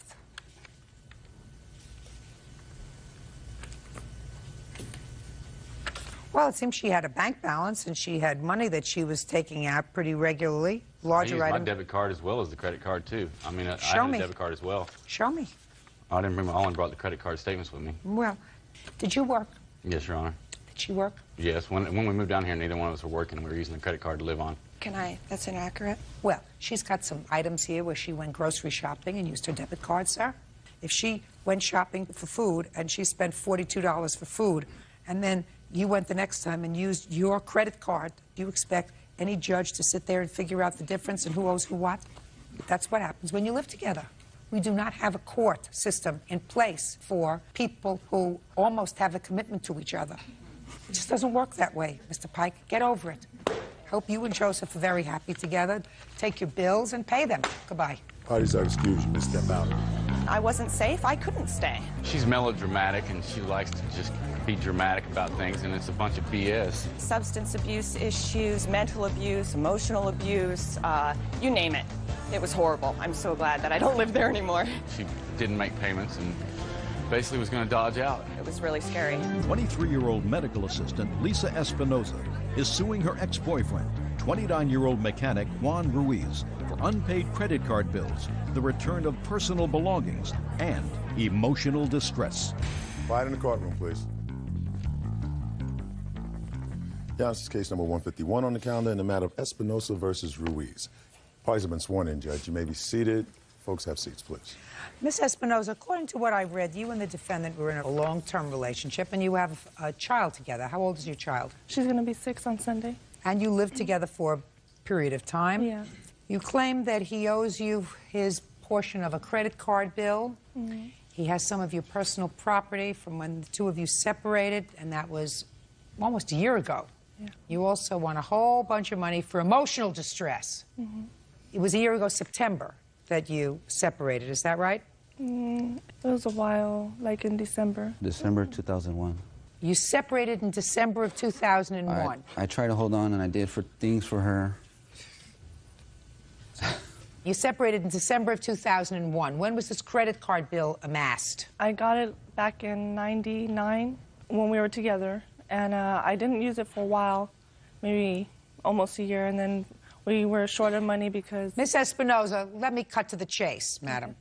Were all of the bills on the credit card amassed by December of 2001? Yes. We are now in 2003. So what I want you to tell me is, where have you been for 2 years? I've been asking him to help me pay it, and he's been agreeing to help me pay it also. But he hasn't for 2 years, is that right? That's right. Now, tell me about the property that you left behind, Miss Espinoza. When I was going to leave him, he did not want me to leave, so he held me down on the bed and told me I was never going to leave him and that it was never going to happen. I then told him I had to convince him to let me leave. He then tried to tell me that I could leave, but without my daughter. If I took my stuff, I couldn't take my daughter. So I decided to try to convince him that I was going to come back, but I just needed some space. I needed some time to get everything that I wanted to do in my life together, because I wasn't... Good. All right, now I'm getting into this sounds like a soap opera, and I'm not interested in a soap opera. What property did you leave behind? I had shoes I hadn't even worn. I had all my clothes there.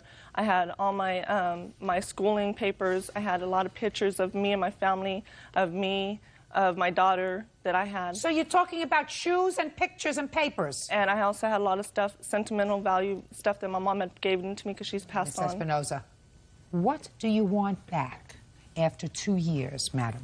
Well, I know he doesn't have none of my stuff. So if he doesn't have any of your stuff, what do you want me to do?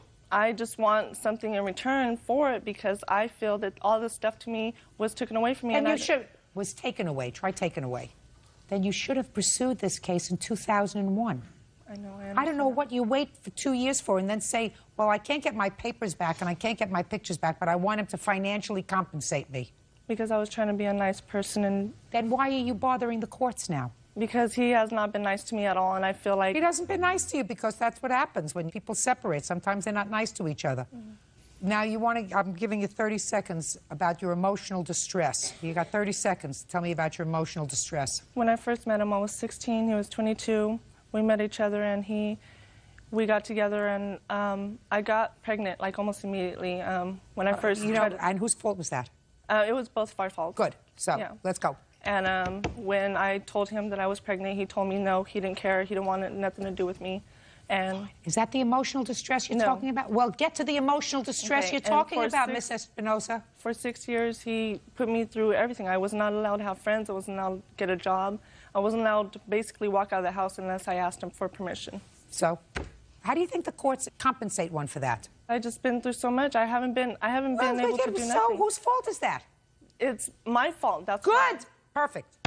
That's taken care of. It's your fault. It's your fault because just as you walked in the door, you walk out of the door. Exactly. That's why I'm here right now. Because I don't want to let him get away with this. He's gotten away with a lot of things. Miss Espinoza, I don't know what you're fabricating in your mind. What do you mean, let him get away with what? With taking my property and not being able to pay for it. I didn't take nothing of his. Listen to me. If in December of 2001, you went into small claims court or you went to the police and said, I have to get back into my apartment because I have my clothes and my shoes there and my pictures, they would have taken you. You would have gotten your shoes, you would have gotten your pictures, you would have gotten your papers, finished. You cannot wait 2 years and say to somebody, now after 2 years, I want to be compensated because I know you don't have my pictures and papers anymore, but because I didn't pursue my rights immediately, now you have to pay the consequences. Do you understand? There comes a time when you have to take responsibility for yourself. Yes, I understand that. Good. Now, Mr. Ruiz says that he left you an engagement ring. Is that true? No. I lost it when we were together. That's what she says. I don't believe nothing what she told me in the past. He was with me when I lost it. Well, tell me where you lost it. He was taking me to work. I had it on my lap while I was putting lotion on. When I got out of the car, I forgot that I had it on my lap. When was it? It was after we separated, maybe like 5 months after we separated. So you lost it after you separated? Yes. Why didn't you give it back to him when you separated? He proposed to me after I left him, and I told him I didn't want it. I told him to keep it until I said yes. He told me no, to keep it even if I said no. Is that right? No, that's not true, Your Honor. That doesn't sound right to me. Did you ask for it back? the thing is, she just led me on. We're going to be together, and that's it. She just used me, pretty much. You know, if she didn't really want it. So the answer is you did not ask for it back. Yeah, I told her after we split up, yes, I want it back. When did you tell her you wanted it I back? probably told her this, probably like in November. I want whatever. November of what? 2002. So a year later. Like I said, she spent time. She stayed with me here and there, but it was just being. So in November you said you wanted the ring back. Yeah. She said she lost it. You know, like I said, I don't believe nothing. She said she lost it. Yeah, that's what she said. I don't know what she did with it. Can I see the credit card bill that you had from December 2001? Mr. Ruiz says that the reason you are pursuing this now is because you recently lost a custody case involving your daughter. Is that true? Judge Judy continues in a moment. Stop being a victim. Be a grown-up. You have a 6-year-old child. Your Honor, every time we go to court, she doesn't have her story straight. I have her story straight. And later today. Did anything happen before the engine seized? The oil light came on, possibly. I didn't see it. I wasn't driving. Colleen, let's not play games with each other so that way you won't be embarrassed. Real cases, real people. Judge Judy. Lisa Espinoza says ex-boyfriend Juan Ruiz owes for credit card bills, the return of property, and emotional distress. Juan says Lisa still has the engagement ring. Listen to me, Miss Espinoza. I want you to tell me about the custody case. In this past year, I filed for child custody and for child support because he wasn't helping me financially. I was working 65 hours a week. Just a second. Where was the baby staying? With me the whole time. All the time? Yes. Not spending time with her father? She would once in a while when we would go see him. Only when we were together, but he didn't have her by herself. Then you had a hearing before a judge? Yes. What was the outcome of the hearing before the family court judge? The judge told me that I worked too much, that because... Can I see a copy of the order? Do you have a copy of the custody order? I just order? had the mediation. What was agreed on? What you agreed on? It was originally ordered I had my daughter 60-40, 4 days and her 3 days. But she was crying and everything, and, you know, I want to do this for my daughter, so I agreed to give her 50% of the time in mediation. Let me see. Was the original order 60-40? That he had the child 4 days a week and you had the child 3 days a week? Because of my... I don't care what it was before. I'm asking you. I can't go into what it was because of. What I'm asking you is, was that the original order? Yes, it was. So he had the child 60%, you had 40%, and then you went to mediation that was just resolved. And the parties shared joint legal and physical custody. So now you each have the child 50% of the time. Is that what you wanted? No, that's not what I wanted. Well, that's why Mr. Ruiz says that you're pursuing these matters after 2 years. The reason why I'm pursuing this case is because the judge told me that we weren't married, so I wasn't able to get none of my belongings back. I'm not interested in your belongings. Do you understand? And don't tell me that you couldn't have gotten any of your belongings out. You could have gotten your belongings out with a police officer. If the shoes didn't fit him, the police would have given you your shoes back. Do you understand? Your Honor. And if you had personal papers, the police would have given you your personal papers back if you went back into the house. You chose not to do that 2 years ago. No, because I didn't want my daughter seeing the cops doing nothing to him. There's plenty of times that the cops that came to the house when Madam, he threw me around. Listen to me very carefully. I don't believe what you're saying to me, because from December 2001, when you say you left, up until 2002 in November, according to both of you, you did sort of see each other off and on. And that's why I left him for sure. So that you could have gotten your shoes and your personal papers. You had plenty of time to do that. Stop being a victim. Okay? Be a grown-up. You have a 6-year-old child. Your Honor, she said that she had emotional distress and pain and suffering since 2002. Every time we go to court, she doesn't have her story straight. I have her story straight. Tell me about the ring that you gave her, Mr. Ruiz. Yes. Tell me when you gave it to her. Under what circumstances? I gave it to her on Christmas Eve, I believe. What year?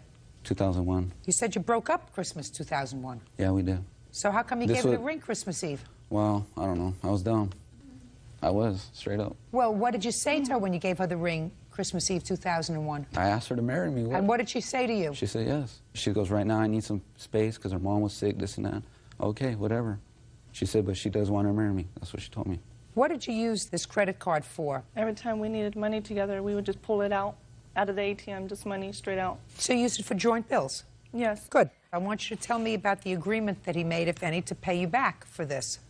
Did he say he was going to pay you back, and when? Yes, he told me all the time. Tell me when he agreed to pay you back. Right when before we'd go get the money out, he would tell me that he was going to pay it off because I was not allowed to work. I was not allowed to get a job, so there was no way for me to pay it. I don't believe you.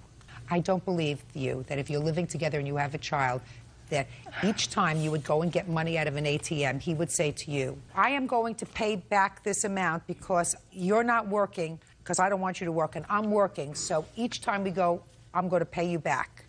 Yes, he did say this. I don't believe you, Miss Espinosa. I'm telling the truth. I know I was right there, and that's what he was. I don't believe you. In any event, I suggest you go find the engagement ring and sell it. Maybe that'll help pay off the bill. Listen to me, madam. You have to put a period. Just because one lawsuit didn't turn out the way you wanted it to 2 years later. I don't buy it, Miss Espinosa. I'm sorry. Your case is dismissed. That's all. Parties are excused. You may step out. He's just very controlling. He's very manipulating. I'm happy. For 6 years, I was 16. I didn't know what I was doing. All I gotta do is tell the truth, and that's what happens. He started throwing me around. He slammed my leg in the door. You know, I pushed her around before, but I never hit her or nothing like that. Socked me. I hope he gets what he deserves. I just hope she leaves me alone and go on with her way, and that's it. And now the next case. All parties in the matter of Pappas versus Aldern. Step forward, please. Mortgage broker Corliss Pappas is suing her daughter's former friend, 19-year-old student Kelly Aldern, for the cost of a new car engine. Corliss says Kelly drove the car with the oil light on. Miss Pappas, you are the owner of an automobile. I assume this is your daughter. Correct. Your daughter goes to college? Mm-hmm. And she, without asking your permission, loaned your car to the defendant and this young lady for the purposes of making a trip. A long trip, 700 miles. The car broke down on the way home from the trip, and it is your claim that the defendant should pay for half of the cost for repairing the car. The defendant says that the car broke down and it wasn't her fault. Correct. Okay. You don't know what happened with the car because you weren't there. Is that right? That is true. And your daughter doesn't know what happened with the car because your daughter wasn't there. That would be true. This young lady, who was also in the car, what is your name? Colleen. Colleen sent you a check. Step up, Colleen. Why did you send her $800, Colleen? I wanted to avoid conflict. Why don't you tell me where you were going when you borrowed the car? We were going to Iowa. From where? From Greeley, Colorado. How many miles is that trip? 700. Each way? Yes. And the car made it there without a problem? Yes. What happened on the way back? The engine seized. Did anything happen before the engine seized? Look at me. The oil light came on possibly a little bit before, but I didn't see it. I wasn't driving. Colleen, let's not play games with each other so that way you won't be embarrassed. Mm-hmm. When did you find out that the oil light went on? Right before the engine broke down, the car broke down. And who told you the oil light went on? Kelly was in the middle of telling me. What did she say to you? Basically, the oil light's on, and the car broke down right then. How long had the oil light been on, Kelly? It had been on for about a second or two, right before the engine seized. Had you ever had any problems with leaking oil in the car before? No, ma'am. Step up. Tell me your name. Annie Pappas. Annie, when you had the car, did you have to put oil in the car frequently? I put oil in, we serviced it in June, right? Correct. And we put oil in it how long before? I'm sorry, I didn't know exactly. My dad always put oil in the car for us, so. How old a car is this? It's 1990. So the car's 13 years old? Yeah, so you do put oil in it. And you have this car at college? Yes, my mom gave it to me. So, Ms. Pappas, what makes you think Ms. Aldern is responsible for half of the damage to the car? Two reasons. First of all, through the talk from these girls at the dorm, the comment was produced saying that they drove for 30 minutes with the oil light on. The second reason is that it's not a seized engine. It was an engine that actually had a rod go clear through the engine. The crankshaft also broke. The entire motor had to be replaced. Well, what makes you think that that's Miss Aldern's fault? I think if an oil light goes on and you drive or don't stop immediately, one would assume that you're not taking care of the car. What if they were in the middle of a road where they didn't have a gas station? Then pull over to the side and call for help. They ruined the engine. How do I know whether or not the same thing might not have happened to your daughter? She doesn't know one thing from another about changing oil. She said, my dad takes care of that. She does recognize if a light comes on, you stop. According to Kelly, the light went on a few seconds before the engine seized. I don't believe that. I don't. Well, how do I know that? You weren't there. That's true. If your theory of the case is, Ms. Pappas, that the person driving the car, that would be Kelly, was negligent because she did not stop immediately and put oil in the car or call for help, then what is your theory with regard to Colleen being responsible? And you insisted that she give you half. That's a valid point. However, no matter, even if you were in a brand new car and you drove 700 miles, when you stopped to purchase gasoline, you could check on the oil. I just thought people did that. I don't check my oil every time I go into a gas station. What I'm asking you, Ms. Pappas, is why would you think Colleen would be responsible for half of your cost? She wasn't driving. She's a passenger. I thought that she would be responsible because when she took the car from Ann, both girls said that if they broke it, they would buy the car. If any damage was created to the car under any circumstances, oh, well, that's a different story. Did you say that? We did make an agreement when we took the car. Annie said, if you break it, you buy it, and we did agree to that. But we... Just a second. That's a horse of a different color. Now, Kelly, but for the fact that you agreed to take care of any damage to the car while it was in your possession, you would not be responsible. But if you said to Miss Pappas, anything that happens to the car, if we break it, we buy it, that means that you're going to take care of it. Well, we didn't say exactly if anything happens to the car. The understanding was more... Don't tell me what the understanding was. The words. Just the words. Okay, the words, Annie said, you break it, you buy it, and we said, okay. You owe her $800, my dear. You owe her $800. You wouldn't ordinarily. But if she said to you, you break it, you buy it, and you said, okay, you are guaranteeing the return of that car in the same condition that you took it in. Therefore, you owe her $800. Judgment for the plaintiff, that's all. Parties are excused. You may step out. Well, I still feel that we didn't actually break the car. It was really old, and no one could have known what was going to happen to it. It's an interesting... Carpenter Tawny Sowers is suing her former roommate, construction worker Gary Manhart Jr., for the return of her property. Gary says she's had ample time to get her things. Quiet in the courtroom, please. Yeah, this is case number 170 on the calendar in the matter of Sowers versus Manhart. Parties have been sworn in. You may be seated. Folks have seats. Miss Sowers, for how long have you known the defendant? Approximately 5 years. In what way do you know him? I had an affair with him at one time 5 years ago. And recently, according to what I read, you moved in with him. At that time, I had left my husband. I lived in my truck for 1 week. I had nowhere else to go, and I asked him if I could rent a room. He agreed to that with a verbal rental agreement, that I pay the electric bill, and that was it. Everything else would be taken care of. Okay. And that's not right. I'll get to you in a minute. When did you move in? I moved in approximately August 12, 2002. And how long did you stay? I stayed until October 19th.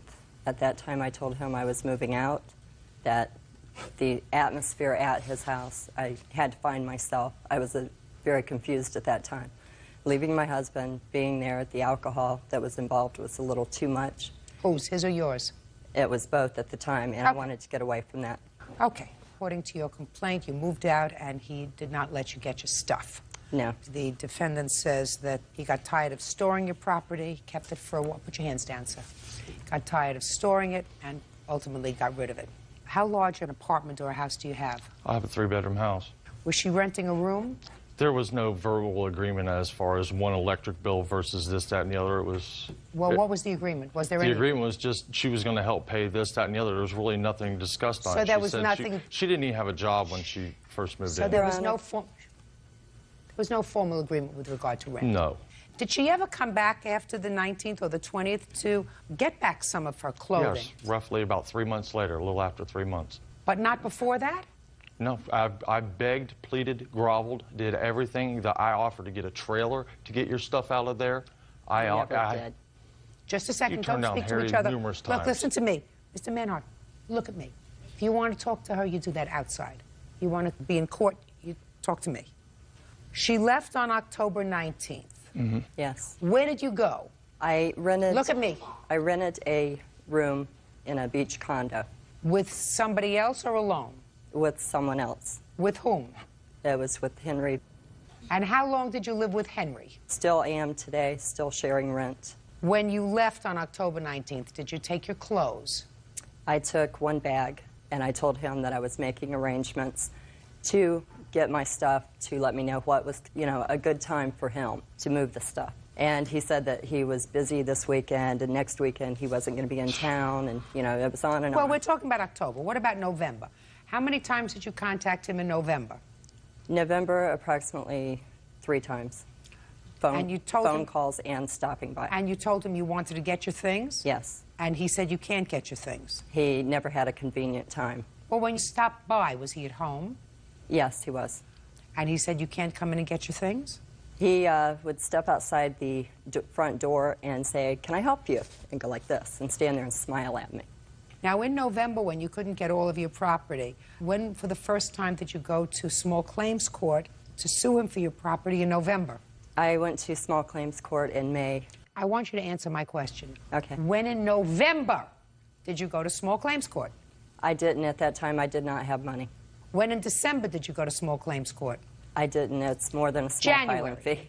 February, March, April, October, November, December, January, February, March, April. During that time, Your Honor, I had my mother pass away the end of October. That was an airline ticket I had to buy at the last minute. It was a trip. It was unexpected. I talked to him from Ohio. He gave me his condolences. And then he said that I owed him storage money. That's not true. Doesn't make any difference to me. What I want to know is, what took you from October of 2002 till May of 2003 to decide you needed this property? Property that you evidently got along without. No, it October, closed November, my December, business. January, February, March, April, You May, never for had 8 a months. business. I did have a business, Your Honor. Hey. Shh. What do you mean you had a business? He has possession of an embroidery machine that cost me $15,000. Then, madam, what I would have done is lickety-split in November. If he had a piece of property that you had that was worth $15,000, I would absolutely have forfeited a lot of other stuff and even asked old Henry, with whom you are now living, do me a favor, I need $30 to go and file a small claims court case. I finally got enough money together. How much did it cost you? It cost me $198.50. And during that time, I've been paying on a machine that I didn't have possession of. You know, I'm unmoved.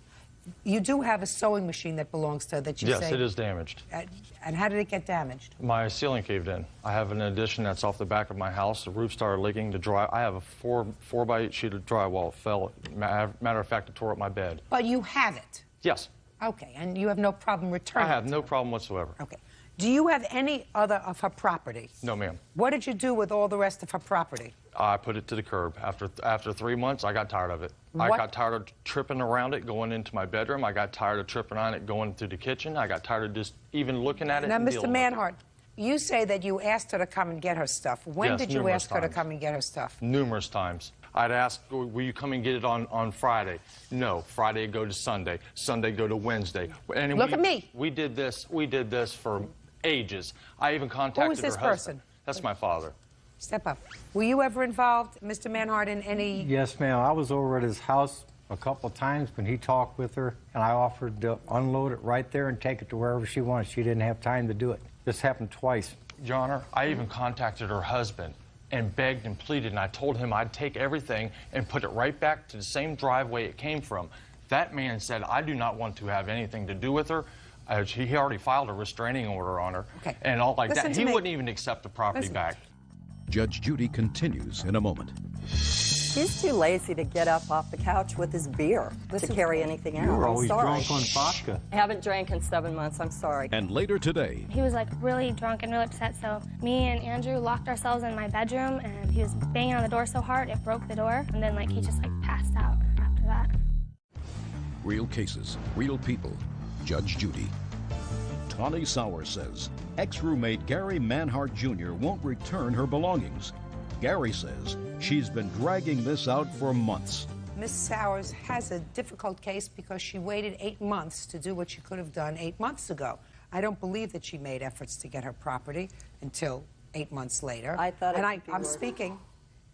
I'm speaking, and I do believe that you told her, get your stuff out of here, and she didn't. You do have her sewing machine or whatever embroidery machine it is. Yes. If you have it, you have to return it. If she can have it fixed, she can have it fixed.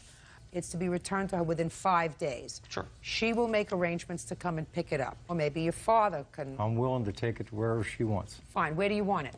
I want it at my house, but I also have something to add to that. What? Okay, during that time, the stress with him, he put me off so many times. I had the people to go and pick up the stuff and the truck. Miss Sowers, you're getting back your sewing machine, period. He End of has discussion. sentimental items what? there. He got rid of everything.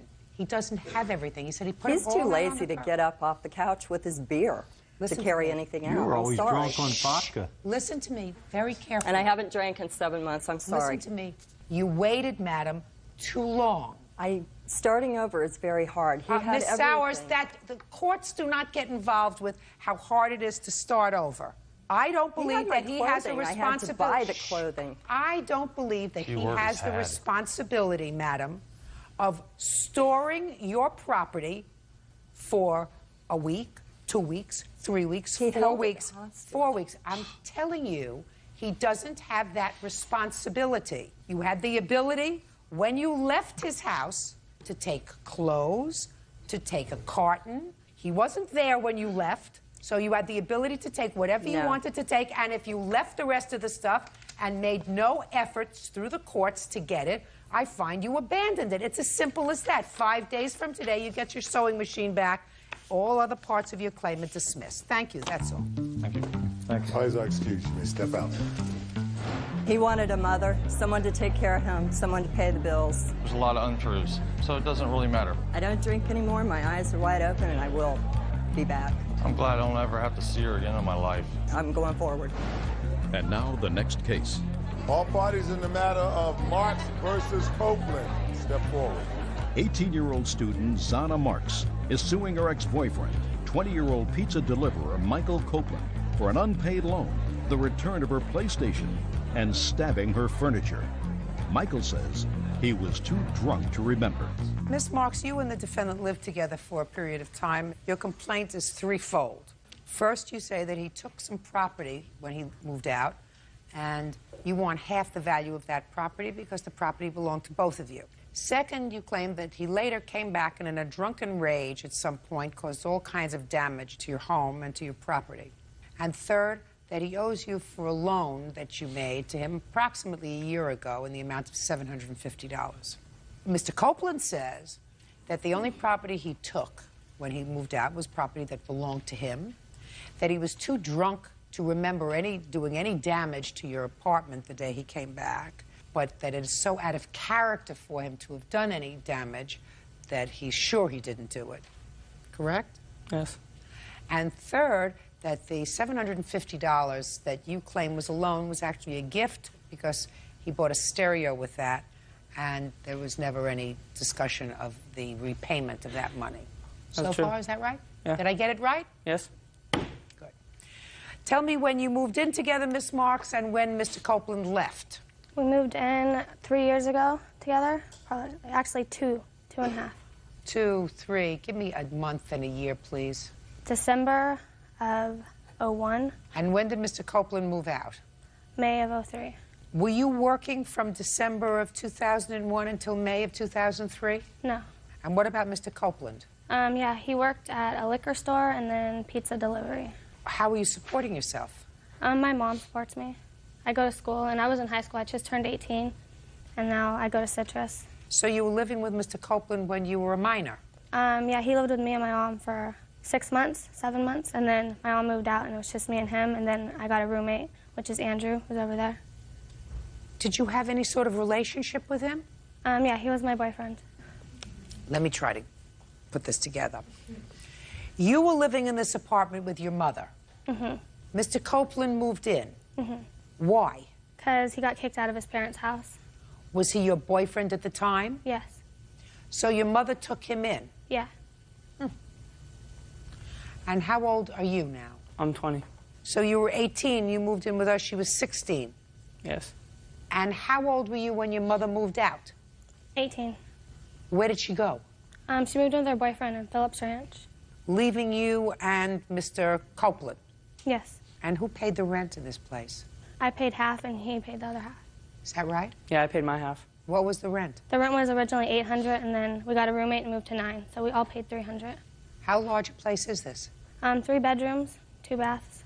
Now, you had an argument, it didn't work out, whatever. You were moving out. Yeah. And what items did you take with you when you left? Took my clothes, my PlayStation, my games. Now, what is it that you claim Miss Marks belongs to you? The PlayStation took was half mine. And how was it half yours? Because we went halves on it, like we bought it together. Is that right? No. It was my money because I was the only one that had a job at the time, and I paid for it with my money. No, I had money because my grandma gives me money and my mom gives me money. Did you pay for this in check? No, I paid for it in cash. How am I supposed to tell who paid for it? I don't know, but other than that, I don't know either. Real cases, real people. Judge Judy. Zana Marks says ex-boyfriend Michael Copeland owes for a loan, the return of her belongings, and property damage. Now let's get to the $750 that you claim was a loan. Tell me about it.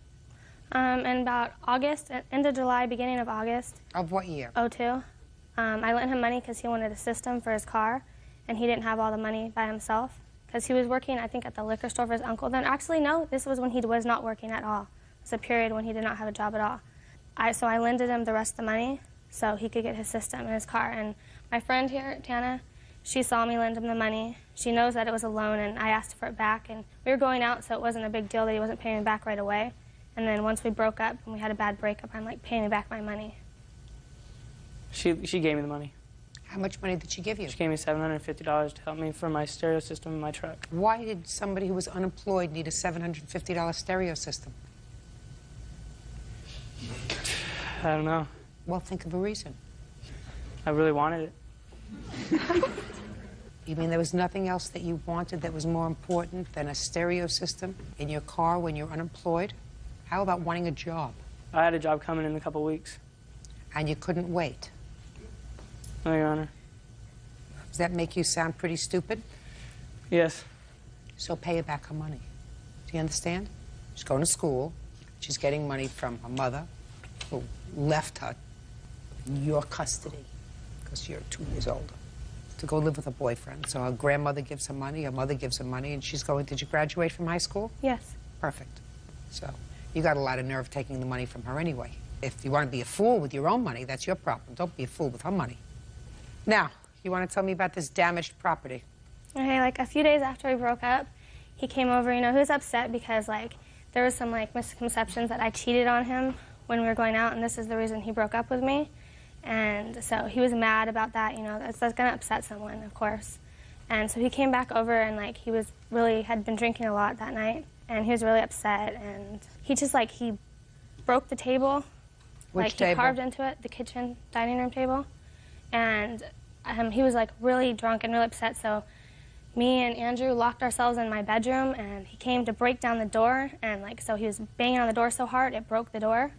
And so I opened the door, and then he just passed out after that. Did you have the kitchen table fixed? No, I did not. He got me a replacement table that was some $15 what did you call it, particle board? Particle board table, and my other one was a pine table, which was really nice. Did you get her a particle board table? It was not a particle board table. Did you get her a replacement yes, table? Yes, I got a replacement table. Well, why would you get her a replacement table if you don't remember breaking her original table? Because I remember carving into it, because I had carved into it probably about 2 months before. Carved into it with what? With a knife. Why would you do that? I don't know. What did you carve into it? Just dots. What? Just stuff. What do you mean stuff? I didn't really carve anything into it. I just cut it up and stuff. You mean you're sitting there just whittling on a kitchen table? Shh. You don't look like you're an unintelligent person, but you sound like an unintelligent person. That's being deceptive. If you're going to be unintelligent, you should look unintelligent. Now, what about the door? The door, when he was hitting on it, I know it broke, so yeah, did you have it fixed? No, I did not yet. Do you have an estimate to fix it? Yeah. Let me see the estimate to fix the door. I'll take a look at all of her pictures, Bird. Okay. Well, there's the picture of the broken door. And these two are the estimates of the door.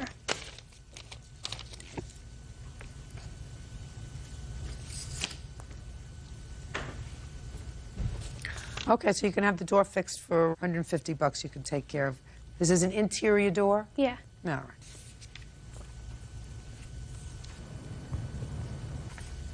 Are these the scratch marks you made on the top of the table with a knife? I believe so.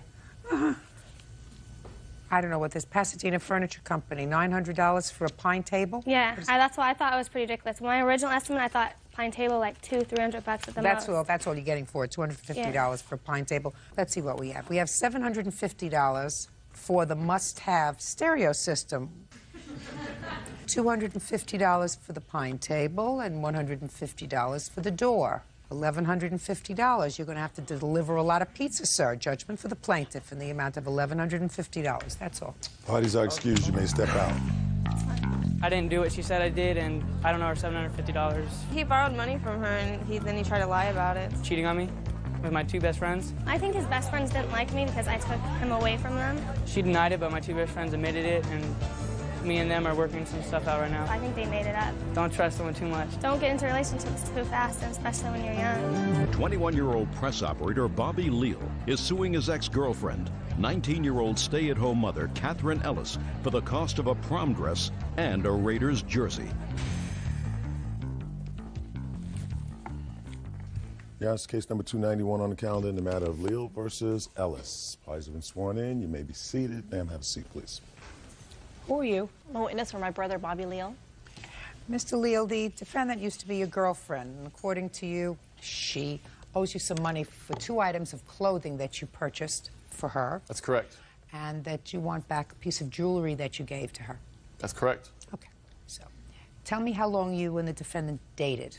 Okay, we were dated approximately 8 months. From when to when? I believe it was from September to May. That's when the breakup, May 21st, May 22nd was the breakup.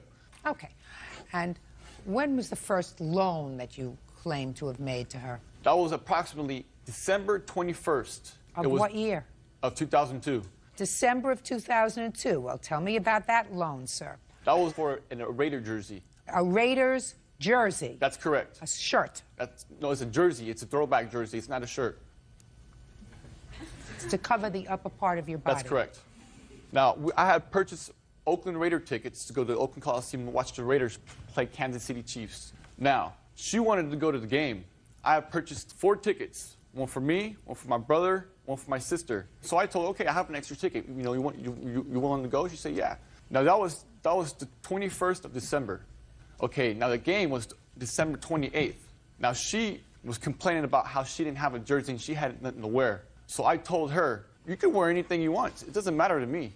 And she goes, she threw a big fit, and I said, okay, fine, what do you want to do? She goes, I'll pay for a jersey if you purchase me a jersey so I can go to the game with you. So I don't want to look funny at the game. I said, fine. You're going to pay me back? She said, yeah. That was the first loan. Okay. Now, what was the next loan for? The next loan was basically March 27th. I loaned her a dress that she's supposed to pay me back for. Well, tell me about the dress. It wasn't your dress, was it? No, it wasn't. The dress that I purchased for her was a dress that she needed for a prom that she invited me to. She invited you to her prom? That's correct. And tell me how it came about that you purchased a dress for her. Okay. Her mother would not buy her anything for the prom because of the fact that she was with me, and her mother hated my guts. Why? I have no idea. And you were her boyfriend? That's correct, Your Honor. And you had been her boyfriend since September of 2002? That's correct. And this was March 2003? That's correct. And she wanted to go to the prom. Her mother wouldn't help her out. So what did she say to you? What happened was we had went to the school to pay for the tickets for the prom. Now, the tickets, that was a gift for me to pay for the tickets. I paid for the tickets with my expense. Now, the dress, she told me, okay, you know, my mother won't buy me a dress, and I don't have no money. I'm broke. Would you be able to buy me a dress, and I'll pay you back with my child support money that I get every month? I said, okay, we can do that. So what happened is I purchased a dress as a loan for Catherine. Okay. Now, from December 2002 until March 27th, 2003, did she pay you back for the jersey? She didn't pay me back for anything, Your Honor. So after you made this loan to her, which she did not fulfill, That's is that correct. right? You lent her even more money for the dress. Is that right? Yes, but the dress was a loan. And what about the jersey? The jersey was also a loan, too. Well, that's what I'm saying to you, sir. After she didn't pay you back for the jersey, didn't pay you back in December, January, February, March. She didn't pay you back, so you lent her more money for the dress. That's correct. Okay. Now, what about this jewelry you want returned? Oh, this jewelry was a symbol of our relationship, okay? It was two gold open hearts with a real fine necklace that goes around the neck, Your Honor. That necklace... When did you give it to her, Mr. Leo? I did not give it to her. It was a symbol of our relationship that was for When us. did you give it to her? If you took it out of your hand and you put it on her neck, then you gave it to her. I would say before the prom. What month? I have no idea. So you don't remember? I don't remember what month. Shh. Okay. As a symbol of your relationship, now the relationship is over, you want it back. That's correct. All right. Now, are you a witness to what? Next point and other thing here.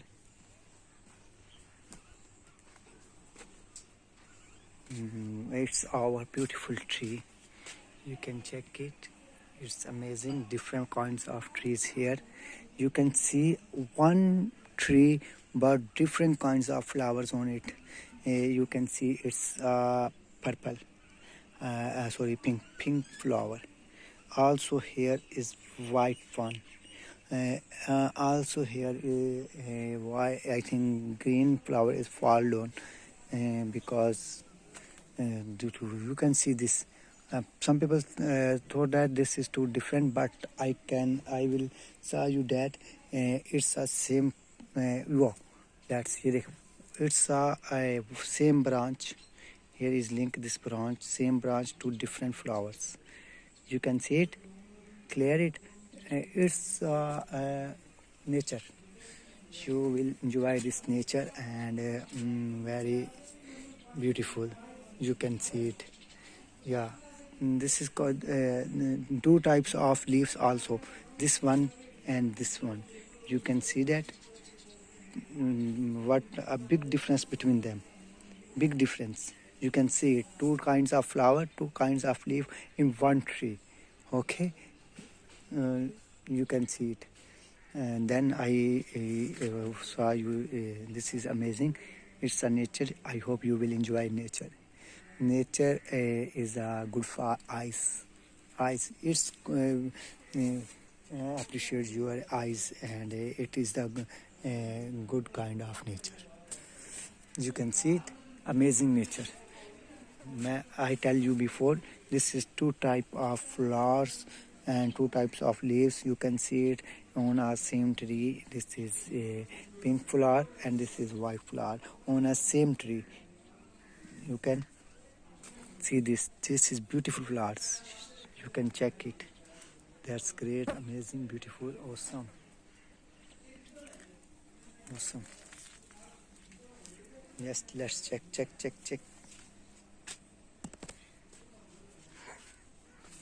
You can check it. Absolutely beautiful, amazing.